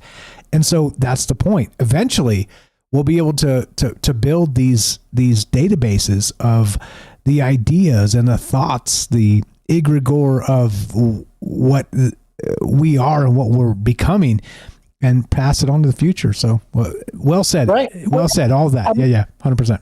there's enough content. You can make a Rowan database and bring him back to life. But yeah, the Terrence McKenna one, it was almost scary. I mean, because it was his voice, and when they asked him questions, and they weren't things he had talked about in his book, it assembled this stuff, and it to me was like, that's exactly what Terrence McKenna probably would have said. And they've done, I heard one with Carl Jung. They did all of Carl Jung's writings, and it's like, wow, if you want a therapist, you just download Carl Jung. Here's your guy. Here's your guy. You could imagine if they took Freud's database and Jung's database, right, and you put them together, then you've got the, super analyst, kind of like Derek was talking about in the flavor of mixing things up. And then, the stuff they've got on the battlefield going on in Russia and Ukraine's off the hook. They've got totally autonomous AI hunter-killer drones, and also small tracked vehicles with machine guns and rocket launchers. Nobody's driving them. They give them the GPS coordinates and they say go. So Carl Jung and Sigmund Freud are driving these things now. So welcome to the future. I'm merging ideas here. We got a guy who's been waiting for like an hour, bro. We got to get to him. Final thought, please. Well, I was just going to finish that up and merge it with Derek's idea. So you take George Washington and the military experts, and you program that into the master drone that's controlling the other ones. That's where I was going with that. And it's all coming. This is all coming. And you're exactly right. Sorry to cut you off. We will go long tonight. I'm feeling good. I hope you're feeling good. Appreciate you, brother. Thanks for hanging out with us. Stay right there. We'll get back to you, Eric in Florida. Thanks for being patient, man. You literally waited an hour or more to be part of the conversation. So thanks for that. Welcome to the thing. What is on your mind? And there's a lot here. Am I right? Are you a G.I. Joe fan? I can't imagine you are, but... No worries, man. I'm enjoying the show. I'm never waiting. I'm just listening to the people talk. Appreciate it. No, I've never seen G.I. Joe. I didn't watch that when I was a kid. I was watching like Battle of the Planets, Space Giants. Shout out to Buffy the Vampire Slayer. That's an excellent show as well. They're talking about that earlier. I love the writing in there where they make a villain that's a gestalt of all other villains and then give it a name, Adam, which is meaning undivisible. Yeah. What is it? Is ADAM or ATOM? I'm confused. I'm not sure how they spelled it. I took it as the latter. Okay. Yeah, right. Exactly. Interesting that both kind of play there, right? In very different ways. Yeah, definitely. So gosh, yes, so much was mentioned. I loved the theme music, by the way, and that was cool. And gosh, a shout out to Dune. The spice melange is by will alone. I set my mind in motion is by the juice of soft food that thoughts acquire speeds, the lips acquire stains become a warning. It is by will alone. I set my mind in motion. It's a great book, great movies. Start off in that, if you can, at the chronological beginning, because that's the whole basis, is that there is a gestalt of leaders that have been genetically engineered, and they are now running around in giant robots, killing everybody, and that's essentially what sets off the machine wars for Dune in the first part of that book, in the chronology of it. They have this machine wars, and they've got like leaders called Agamemnon that are a gestalt of these other leaders that they've genetically made, and they're trying to take over everything. So that they start off like that, and then they go into things like the Bene Gesserit, who is kind of at the crux of what it is that you're talking about on the show, which is, can you construct these leaders, or can you construct these deities? And I mean, the genetic parts should be pretty easy, because the human race has been doing that since they've started domesticating plants and animals. And now we have got our way all up to CRISPR. And man, it's like an alphabet soup, with all the acronyms and stuff, CRISPR, DNA, RNA, and all of that. But I've got to, I definitely think that the acronym CRISPR is better than, clustered regularly interspace short palindromic repeats. Although there's nothing complicated about that other than maybe palindromic, which is just like usually words like radar that you can spell forward and backwards the same way. But CRISPR sounds way more cool. But with CRISPR, you're able to turn genes on and off or insert genes in a double helix. And examples of this that they've done in the laboratory is they gave chicken teeth, which I thought was interesting because one of the sayings I remember my grandmother saying was that's more rare than a hen's tooth. And I wondered about that my whole life. And when I seen they were doing that with CRISPR, I'm like, oh, that's awesome. Like now there's money to be made. Yeah, exactly. Here's another one. When pigs fly, strap in because they're about to be flying. Right. Like give us 5 years, maybe 10 years. It's that pigs. Yeah. Yeah. And they're able to do various, turn genes on and off, and that can be the physical side of things, right? Like if you can clone somebody, if you have their DNA and make a clone of them, then you've got a pretty close replica of what those people were physically. But then there's also the epigenetic side of that, and Dune handled that pretty well too, right? Because epigenetics is the study of the environment on a gene without actually changing that gene or turning it on or off. It's just a matter of how that gene is expressed. And so once you had a clone of somebody, you would have to put them in the same situations that they were in, environmentally speaking, and hope that they reacted psychologically to those same things in the same way that these other leaders did.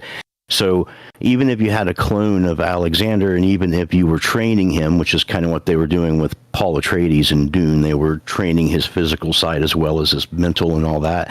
But these people would still have to have the ambition that drove them in the first place. Like Alexander the Great was driven by his knowledge and his father, Philip II, and Caesar was driven to some extent by Alexander the Great, because it said that Caesar wept at Alexander's tomb because of so much that he had accomplished that Caesar hadn't. And Ramses was driven by his time. Everybody else was entering into the Iron Age, and there was poor Egypt still stuck in the Bronze Age, letting mountains and desert defend them, and so that was an issue.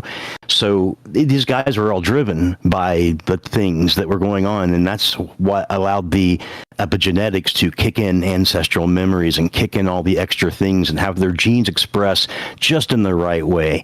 So you'd have to have a copy, genetically speaking. You would have to have the environment be relatively the same. They would have to psychologically react to it. And even then, at the very base level, the quantum level, you would still not have an exact copy because of the Heisenberg uncertainty principle. So it would still be a little bit of a simulacrum than more than anything. Which is amazing. So if you Star Trek vaporize somebody in the transporter and then beam them down to the planet, you've introduced an element of chaos, right? Well, yeah, that's If you read the Star Trek technical manual, they talk about the Heisenberg compensator, which is something they added to the transporters to explain why people could be copied in the first place.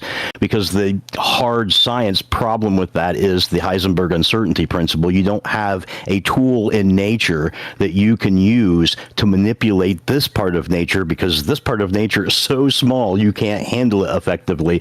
So it's kind of out of reach in essence, no matter what you do. I mean, no matter how far your science goes or what energy you're using, there's still constituent components of the universe on a quantum level that you just can't manipulate unless you're on that level, and life and energy can't exist in the same way on that level. So it's so out of reach that they just said, well, we've got a Heisenberg compensator. Yeah, right. It's like a shout out Matthew in Colorado, by the way. I've shouted him out recently and in several shows regarding dark matter. It's like the placeholder effect. We're like, we don't really know what that looks like, so we'll just call it dark matter. But in this case, for Star Trek, we'll call it the Heisenberg compensator. Perfect. Yeah. Perfect. Yeah, they're even getting away from dark matter now. They have other explanations, but I'll try to at least stay on topick of. Good. I just wanted to shout out Matthew in Colorado because I invoked him a couple times this past week or two, and he's sitting right here with us. So shout out Matthew, you're the best, brother. Go ahead, go right ahead, Eric.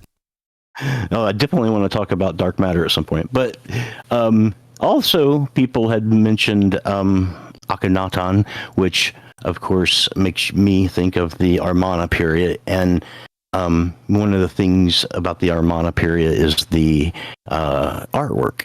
The artwork all shows like elongated skulls of the ruling class of people. And so that's something of interest that people can check out. So the Amarna period is like between 1353 and 1336 BCE. And, of course, that contains also the story of Akhenaten, who was the first person to provide monotheism to the masses and also try to destroy the priest class, which did not go over well with the priest class. They eventually, of course, rebelled and struck his name from all objects, which kind of damned him from getting into the duat.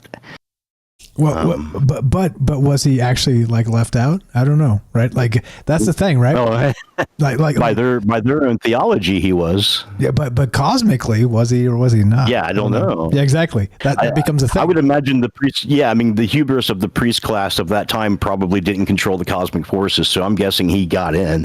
or ish. I don't know. Like as usual, right? The meme is you stand in line in heaven, and they're like, "Did you post this meme?" And you're like, "Yeah." They're like, yeah. Nope. Nope. Yeah. Right. Like we look at it for said monotheism's a thing. No. Yeah, exactly. Like who really knows what that looks like? But I mean, who knows? Maybe he was sort of bringing it back to where it should be. I don't really know. You don't really know. And I appreciate that. Well, cosmically, who really knows? but yeah, go ahead. And also I think I brought up in another episode, there's a 2013 study that they'd have done on fear and memory with rats, which is interesting that you can look up. It's basically where the offspring of rats that were exposed to like something like electric shock or whatever still remembered this electric shock when this certain sound was made, even though they hadn't directly experienced it themselves. And I think crows do the same thing. Crows can pass down bad experiences to their offspring. And it's unclear how they do this. And assumably it's not just like, yo, hey, be careful, don't go around there. It's like a genetic thing, right? Like it's not a class. But yeah, I mean, it's stuff. This stuff happens, and so it can't be too far away from the technology that we're working with. And I got to talk about cats. Yeah. Right. Yeah, Definitely. Egyptian. It's so wild. By the way, if you, like I said, I know you're relatively new in the last month to Troubled Minds. Go check out that cat state. So search our podcast feed, Cat State.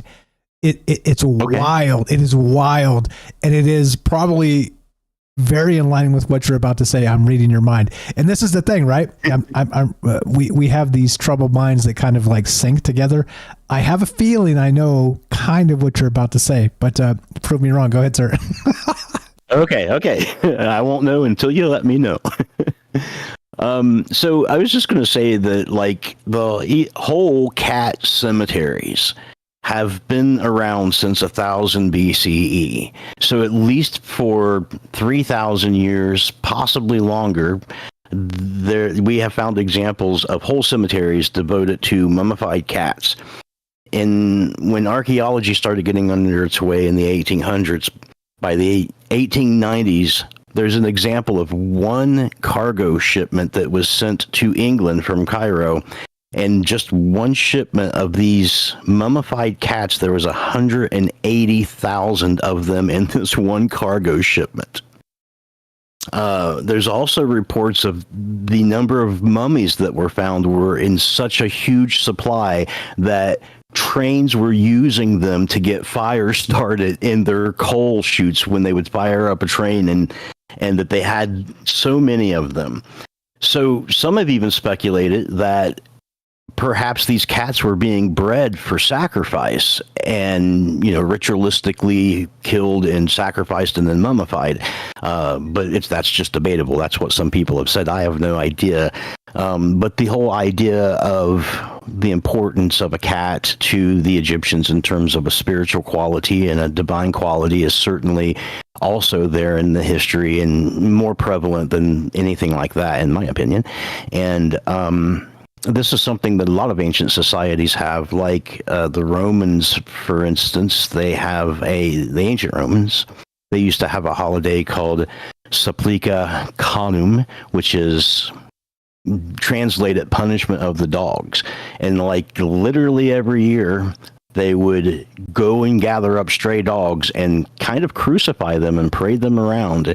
And they did this because back in 390 BC, they were attacked by Gauls, which are like German people, modern day German people. Shout out Crixus. Crixus, my favorite Gaul. And it was like a Gallic siege, and it was in 390, and they were sneaking up on Rome, and the dogs were supposed to be able to see into the spiritual realm and guard from physical and metaphysical manifestations, and they had failed to do so, and they were eventually warned by geese.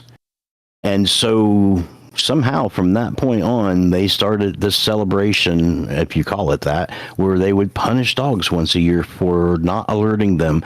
And I believe it was Plato that had speculated that the Gauls had made friends with these guard dogs by feeding them, but nobody really knows, But it's a weird quote unquote holiday, or I don't know if you call it a ritual or a holiday, but anyway, something that they celebrated and for those reasons. But the underlying idea being that in ancient times, it was a foregone conclusion that animals could see into the spirit realm and perhaps even have an obligation to protect people. And so they kept them around and such, and they've been with us for longer than, domestication in some cases. Well said. So what I thought you were about to say was where you ended, but you took it someplace I never dreamed of. So this is okay. I'm sorry. No, that's perfect. It's perfect. This is why, again, for all the imperfections of a live show, the waiting and thanks again for being patient with each other, guys. But for all of that stuff, right? The ums and the ahs and the imperfections of myself. I'm talking about myself. The callers are amazing. They make this show. That's the whole point. So if I was thinking you were going to left turn, you right turned on me, and that's well, where perfect. Did you think I was going? Where you ended, sort of that the cat state. Go listen to the cat state, and you'll see what I mean. Sort of that. Okay. The actual specific direction of, let's say, animals as our familiar spirits. Back to that. Oh, okay. Yeah, okay. Yeah. So you ended there, but you took it to this other sort of sacrificial cat business I'd never heard of. And that's exactly why we talk to each other. Because again, I'm only me, you're only you, but together we're us. And so we can learn about these ideas that we've never heard of together. And that's exactly the point. What else you got regarding any of this? Take it anywhere you like. As you know, we talk G.I. Joe, propaganda, Serpentor. This is my point. Throw out enough things and there's enough interest, and let's talk about wild ideas, because there's a ton here. What else you got? Go right ahead, sir. Well, I mean, like at a certain point in ancient Egyptian history, there was a whole large industry that was built on mummifying people, and they got it pretty much to a science, where it took like 72 to 74 days to do. They would take out all of your internal organs and put them in canopic jars, and they would pull the brain out with a hook through, I think, the left nostril, because they thought its only function was to create snot and to make you have stuffy noses. And so they got rid of that, and they preserved everything that was fleshy. They put nitrate in the rest of it, and then they put a bunch of prayers and stuff on gauze and wrapped you up in all of this. And it was very complex and costed a lot of money, and there's different like tiers that you could kind of buy into. And it was the same thing for the cats. And they said that roughly a little under a fourth of all the ones they found, and they found quite a few, were simply filled with rocks and dirt. And they don't really have an explanation for that. And one of the things that I keep thinking is, even back in ancient times when the gods seemed in closer proximity and more real, there were still apparently people who was like, no, it's a bunch of crap. No, it's fine. Just put rocks in it and sell it. It'll, she'll never know. She'll never open it. I mean, it's like it's weird, it's that's the situation that shouldn't be there, right? This is supposed to be a very solemn religious thing. Then money is involved as well. Oh, and I was going to ask you, when you were talking about the three-parent thing, are you talking about like synthetic chimerism, or as opposed to like the natural chimeras that happen genetically? Like, is that what that is? Yeah, the synthetic version. So there again, this is back to 2017. There's a few reports. I'll link these in the description. But where is it? So yeah, so Science News: 3-parent babies explain the IVF technique that led to recent birth of a boy of several parents. And funny enough, they have these infants right in this picture here. I've got the thing up on the stream, and they've got the infant's face blurred as part of the thing, and it's like. Really, bros? like can't consent. Yes, yeah, exactly. Could you actually AI take this infant's face and then extrapolate that out with a beard and some hair and stuff? Stop this! it's so crazy. But anyway, yeah. So because we are building exactly what we're describing, Serpentor and that whole bit. Whether and you don't have to say right, Alexander the Great and Attila the Hun and all the stuff. You'd be like Jimmy, Johnny, Bobby and Joe, like boom, and there's your baby, right? And this is the thing. So if you can do this with 3 parents or 4 parents or 5 parents or 10 parents or 12 parents, like what does this look like? It feels like we're building gods in this aspect. Am I right? At least conceptually. Like I'm not a scientist, so forgive me on that point. But conceptually, it seems like this is where we're headed anyway. Weird, right? Well, sure. People have been worried about this for a while. It's like genetics. This is, I think, even back in the late 60s, when some of the basis for Star Trek was that in 1999, there was a genetics war comprised of people that were supermen and stuff and had higher ego and ambitions and such and was trying to take over the world. And so I think people have been trying to do this for a long time. And then having it manifest in the lexicon of a book like Dune is like a direct manifestation of this desire that humankind has had since they started domesticating plants and animals. The idea of controlling nature. Also, it's kind of like a biblical thing, and where you go out and control the earth and are over all of the creatures and all of this, and it's also a very manifest destiny sort of thing. But no matter how you look at it, those are kind of like manifestations of that drive that we have. I mean, right? We're like the tool making people, right? We pretty much want to change our environment into tools that suit us to do other things that we want to do. Yeah, no, exactly. And well, I don't know. We're learning each other as we go through this process of wild ideas. It feels to me like we're missing a ton about what it means to be human. And my whole point in doing this is that, years ago when I was a very young man coming out of school and whatnot, I was like, hey, look, and Robert Greene said this recently. I don't know if do you know who Robert Greene is with an E? Greene? Yes. Okay. He said recently, and I've said this on the show, that we seem to be in this disjointed human aspect. And we're taught this, to do things. And then it's like 2/3 of our life is built into this space of here's how you be human. And they're like, set you out into the world. And then everybody's stepping on each other's face to get to the top. And you're like, nobody taught me any of this. Like, what is this?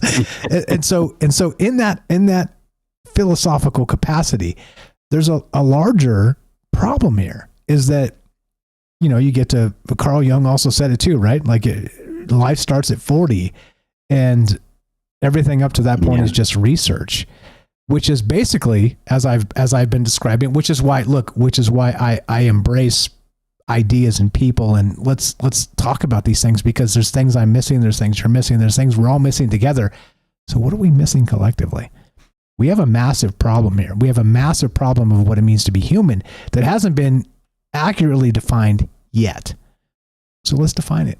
It's complicated, but it's of one of the most important things. Look, I'm getting old. I got gray hair and whatnot, all the stuff. Chop, chop. Yeah, right. But I'm not complaining. I'm saying that if we're not saying it, nobody's saying it. And there's a problem here. There's a problem here that needs to be corrected. And so welcome to it. Glad to have you as part of this. What else you got? Go right ahead. That's really about it. I don't think I have anything else. Just wanted to ask about the 3-parent thing, but other than that, I mean, Yeah, unless we get it really deep into dark matter, I think I'm good. Actually, so Matthew here, he's here in the channel with us. He's been sitting in for tonight. Matthew is the guy, by the way, that introduced to me that dark matter is a placeholder hypothesis. It's like, well, we don't know what that is, so we'll just call it this for the time being. So, if you want to go a little dark matter-ish, if you guys want to chop it up, Matthew, you still there, buddy? Placeholder hypothesis. What's up, buddy? Go ahead. Yeah, I'm here. Can you hear me? Yes. Yeah. I'm clear. Yeah, well, what I said about that was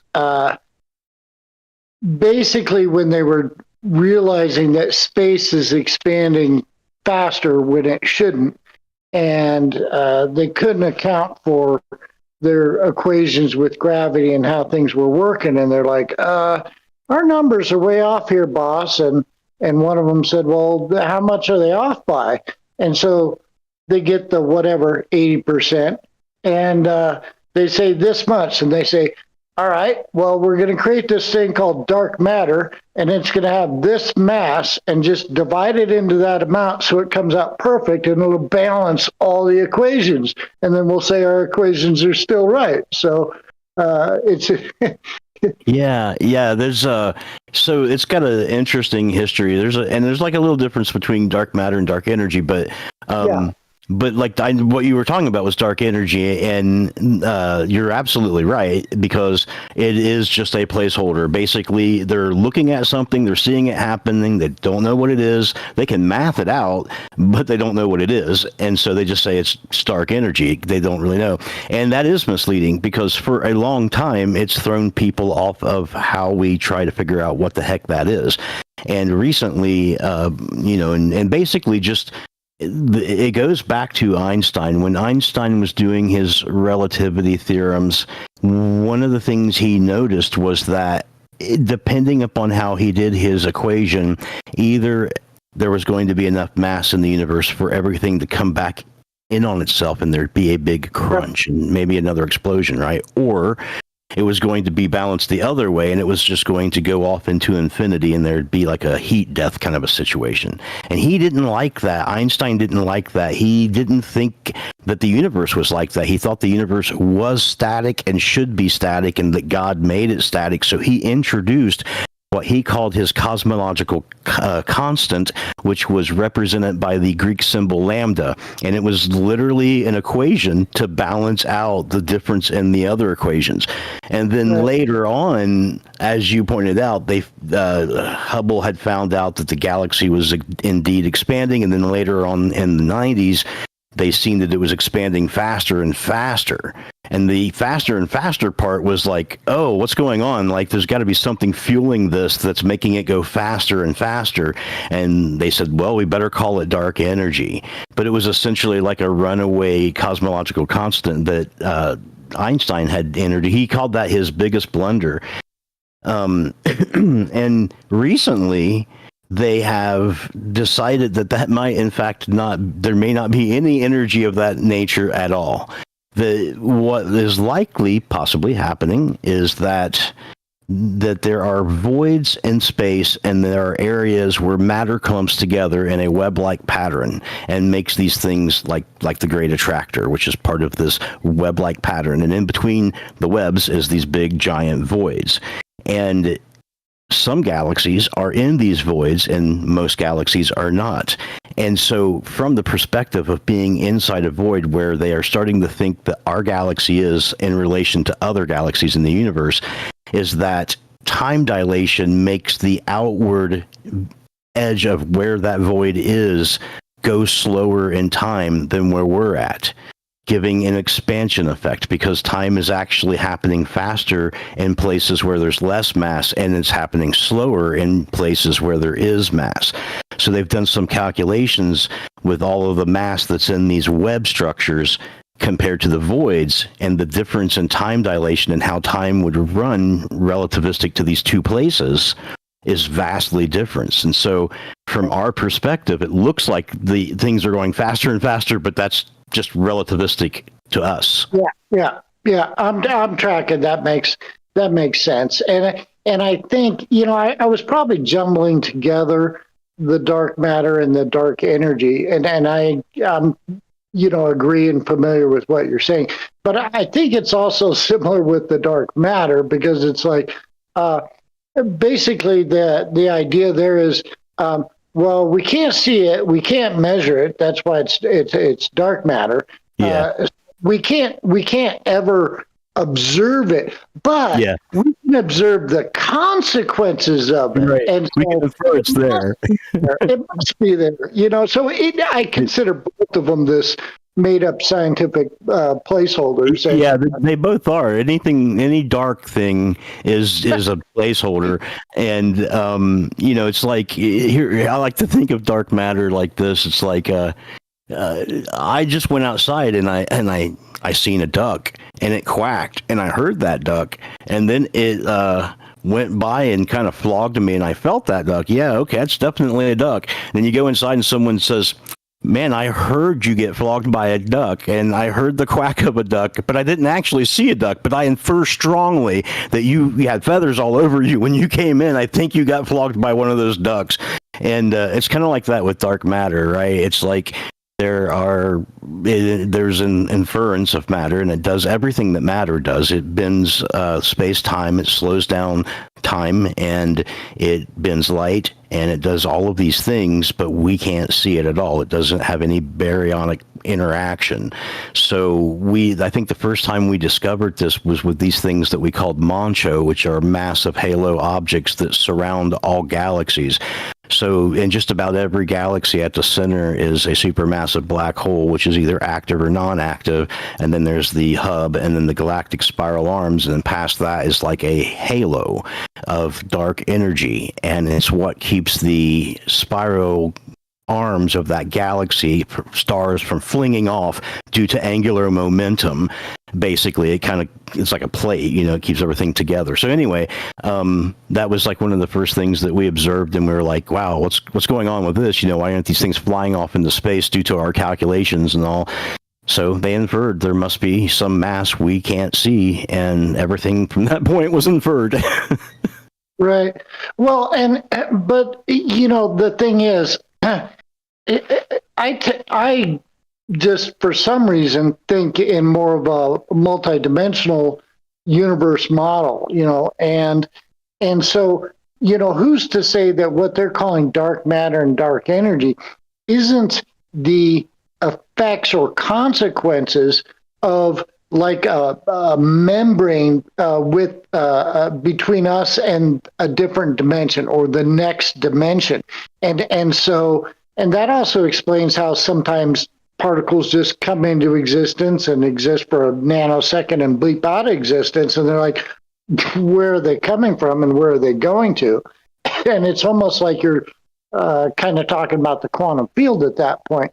But if you imagine a multidimensional model and then like layers of an onion, that it's not a discrete gap or separation between the two, and you've got this overlapping layer to where, whatever you want to call it, energy on a different dimension is affecting our energy system at this membrane or this brackish water sort of thing, but it may not be anything like what we call energy or matter because it's in a different dimension, so pick your word. Yeah, totally agree, man. Totally agree. They don't know what it is, and they'll probably never figure it out.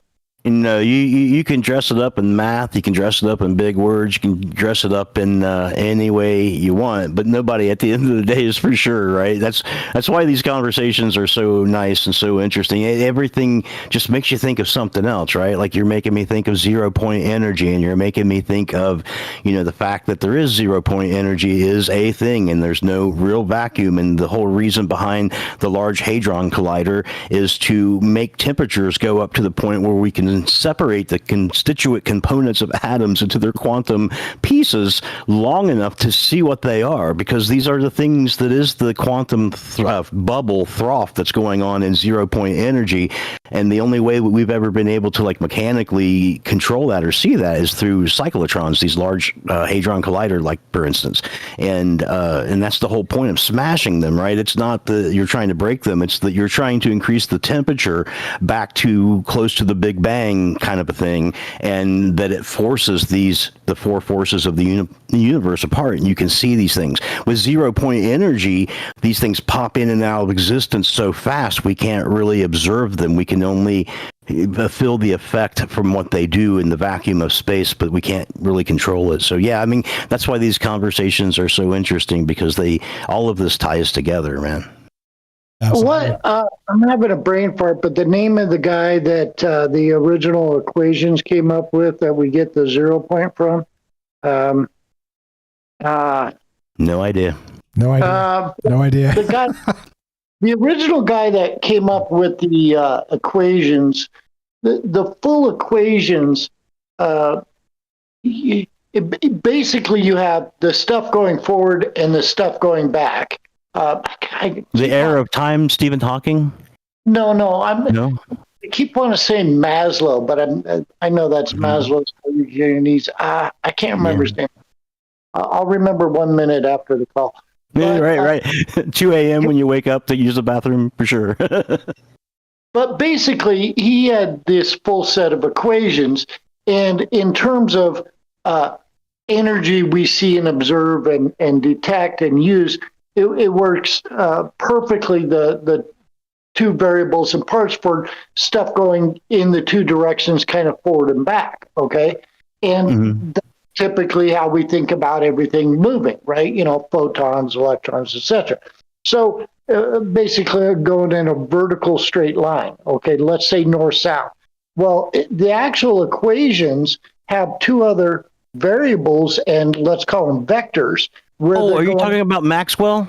Maxwell, that's it. Yeah. Okay, gotcha. When you explained a little more, I knew the light equation that Maxwell did. Gotcha. Go ahead. Yeah, sorry. So the original Maxwell equations had the vectors going off to the sides. Well, they threw that out because they had no use for it, right? Well, that's where the 0-point energy is, you know. And they say if you run those equations, I've heard it said that in 1 cubic centimeter of empty space is enough energy to power our entire planet if you tap into the 0 point. So, and that's almost like the same thing I was talking about. You're kind of going into a different dimension, really, or accessing something that's, you know, the quantum field might express itself, you know, when the wave function collapses into our energy and, you know, subatomic particles and everything like that. But it might be having other components and other things it does in different ways, so they're unobservable to us. That's the cat state, Berlioz. The cat state is the superposition aspect that is waiting for the moment to become reality. And again, search it if you guys are listening and you haven't heard this show we did. It snuck up on me. It was not only in the aspect of the familiar spirit, but it was also, we've all heard of the cat situation. Who was the guy that did the cat? Schrodinger's cat, right? But however, there was another addition to this that they labeled this the cat state, and it was basically like this eternal superposition, which is becoming quantum computing and some of the stuff we've talked about as well. And so, so check it out. Do check it out. A very parallel to the show we've done tonight is back to that, because I was surprised because look, personally, we talk about familiar spirits and cats, and in that show we talked about who was it? Constantine, right? Was it that show where he looked in the cat's eyes and put his feet in the water or whatever, and then like he went into hell or whatever, like whatever that was, right? It was like the cat's eyes. However, recognize that science has actually called that, not that particular thing, but they've called the superposition aspect of everything. They called it the cat state. Look it up. If you don't believe me, look it up. I was shocked. I was shocked. I was absolutely shocked. I was like, holy shit, we've talked about this. We've talked about Constantine and the thing, and then going into hell through the cat's eyes, and the feet in the water, and the water is portals. We've talked about all this shit. And they're like, oh yeah, that's the cat state, Mike. Like, what the fuck? Here we go. Anyway. Yeah, you're right. The superposition to maintain that, it's not that we can't get things in a superposition state. It's that we can't cool down the ambient surrounding of that state long enough to keep thermodynamics or dissidence from collapsing the wave function that we set up, which is that superposition. It's so the main research right now is trying to get something to absolute zero. That's the big thing that we're trying to climb technologically with quantum computers. So yeah, totally. It makes sense, right? Because the cat is in a superposition state and can exist in both states as long as there's not an observer that would collapse that wave function. In a natural state, the second law of thermodynamics will collapse any natural wave function into the reality that we all perceive. But if you could freeze everything down to absolute zero, which even parts of space aren't that low, then you could effectively keep a superposition state indefinitely. Which is quantum computing, basically. which is where we're headed. Yeah, exactly. Or Schrödinger's cat, if you can freeze him in the box. Yeah, exactly. Time travel shit. By the way, time travel shit. So I'm not sure how this is going to play out, by the way. So Jay of Project Unity on X, go follow him. Just search Project Unity on X. I'm going to be on Jay's show on, I don't know if this is going to be like a short thing, a long thing, whatever it happens to be. He typically does really tightly edited videos. So we might have a long conversation that's live or not live. I'll let you know. I'll double check on that. But we're scheduled for Saturday at noon Pacific time. That's 8 p.m. UK time. And we're going to talk about retrocausality. And again, if you guys are politically sensitive, we're going to talk about Trump and time travel and this weird narrative and the Elon, how it comes together. This is my baby in my head. Okay. So if it's terrible, blame it on me. But as always, if it's terrible, blame it on me. That's my whole point of being here. Look, I don't give a crap. Like if you're like, oh, this is garbage, Mike. So leave, go do something you like. Don't hang out here and hate it. So anyway, we'll do that. Dude's got like an unbelievable amount of followers on X and millions and millions of views and all the rest of the stuff. Like I don't actually sort of quantify that as like a right. Like I'm not trying to count that shit. But what I'm trying to say is that the dude's bigger than Troubled Minds. But I'll be on his show and we'll see how this checks out. Maybe it turns into a shorter video or something. But I'll let you guys know. I'll drop the link in the Discord. If you want to join the Discord, please do that. troubledminds.org, click the Discord link. We're talking retrocausality. We're talking that Trump time travel thing. If you guys don't know anything about it, look up Ingersoll Lockwood. But I've got some novel, interesting twists to it with what's happening currently. Anyway, final thoughts, gentlemen. Let's get the fuck out of here. Well, Shalaban, you mentioned palindromes. I don't know if you know this one, but supposedly the longest one ever invented, a man, a plan, a canal, Panama. So you write that one down, a man, a plan, a canal, Panama, reads the same forwards and backwards. Apparently that's the longest one anybody ever came up with. Yeah, that sounds awesome. And the shortest, most common ones, mom, dad. Yeah, right. Yeah. Anything else? I don't think there's anything else that's like two double letters, is there? God and dog. Right. You know me like AA, BB, or nothing like that, right? No. Yeah. Well, you know what the dyslexic atheist said, right? Not yet. I didn't know. I don't believe there is a dog. Right. He's too busy worrying if he forgot to feed his God. My last thoughts are, I don't know if you guys know it or not, but a skunk sat on the stump, and the stump thought the skunk stunk, and the skunk thought the stump stunk. Never heard that one. That's my last thoughts. All right, where's the Daryl? The Daryl. Shout out Daryl. Oh, I gotta get this in here about you brought up the elongated skulls. So, they always have a lot of these sculptures and stuff with this big headdress or whatever, or cap or hat that goes backwards at a 45-degree angle. And people always like, oh, they had these big heads, they were aliens and stuff. Other people are like, no, it's just a ceremonial hat. Well, I don't know if it's legit. It might be AI or something. But apparently, what I saw was they had this mummy or something that was covered in gold, right? It was like embalmed in gold or whatever. But they had one of these long, hats on or headdress things.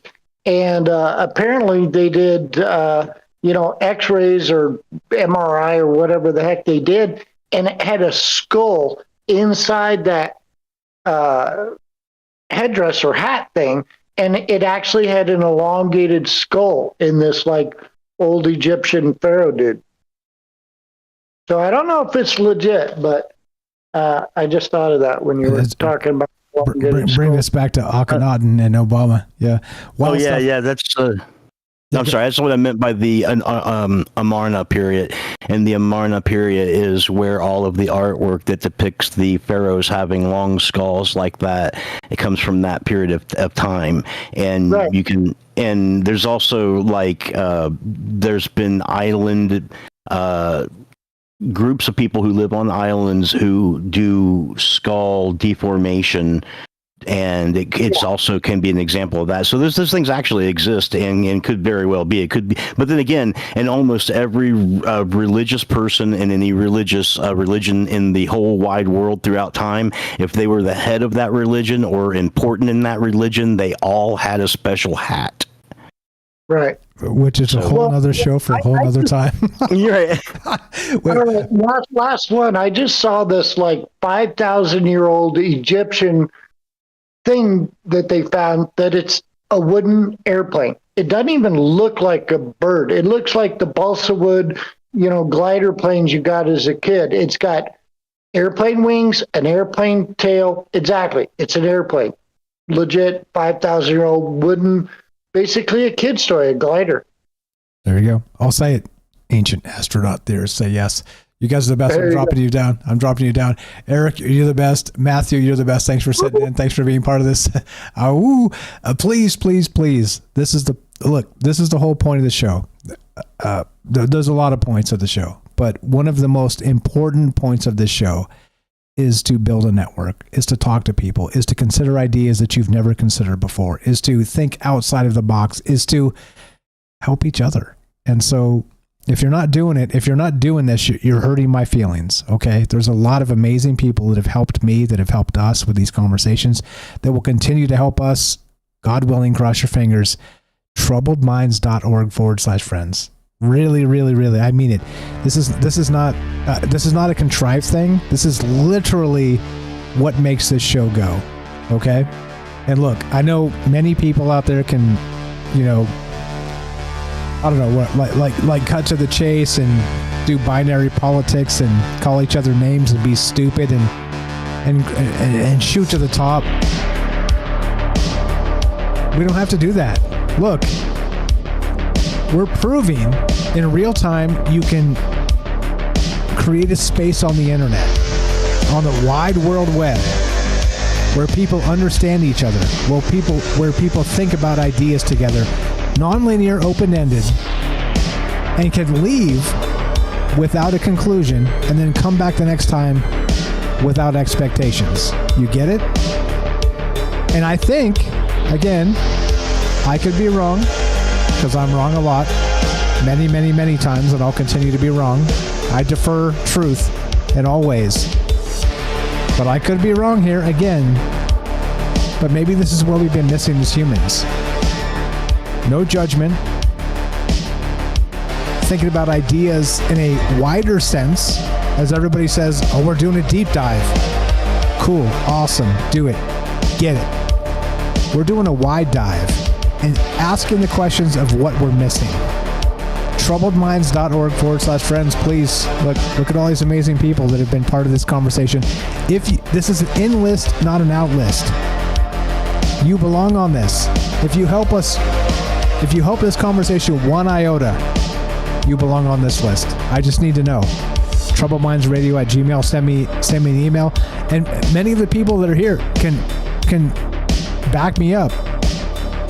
You send me a link, it's up. It's on the thing. Sometimes I'm a little, I'm busy because I got a day job and stuff, but hey, you belong on this list. You help us.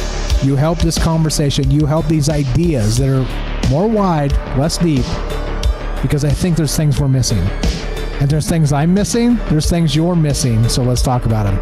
That's that. troubledminds.org/friends. I cannot stress this enough. If you enjoy these conversations and you have not spun through the thing and helped all these amazing friends and people, and you're hurting my feelings. So please, most of this is free. If you got a few bucks to spend, don't spend it on me. Spend it on them. There's books to buy and people to help, and okay? And then if you got a few more bucks to spend, then if you want to help us, troubledminds.org, and click on the support link. There you go. Okay? Help our friends first. This is the point. This is how you build a tribe. You define it. Look, I don't care. Definitions to me are complicated. Anyway, as we finish, it goes exactly like this. Be sure, be strong, be true. Thank you for listening. From our troubled minds to yours, have a great night. We'll see you tomorrow night. Again, no radio format tomorrow night, Friday night, 7 p.m. Pacific, just us talking to each other. And then Saturday at 12 p.m. Pacific, a special show with Jay of Project Unity. I will have links and stuff on the Discord. If you have not joined the Discord, please do that. troubledminds.org, click the Discord link. Or follow me on X at troubledmindsr. Don't forget the R for radio. And we'll see you then. I'm telling you, I have in my mind the retrocausal time travel story ever. See you then. We'll see you guys tomorrow night, and see you Saturday at noon Pacific. I'll have the links. You guys are the best. Thanks for being cool and chill. Michael Strange out.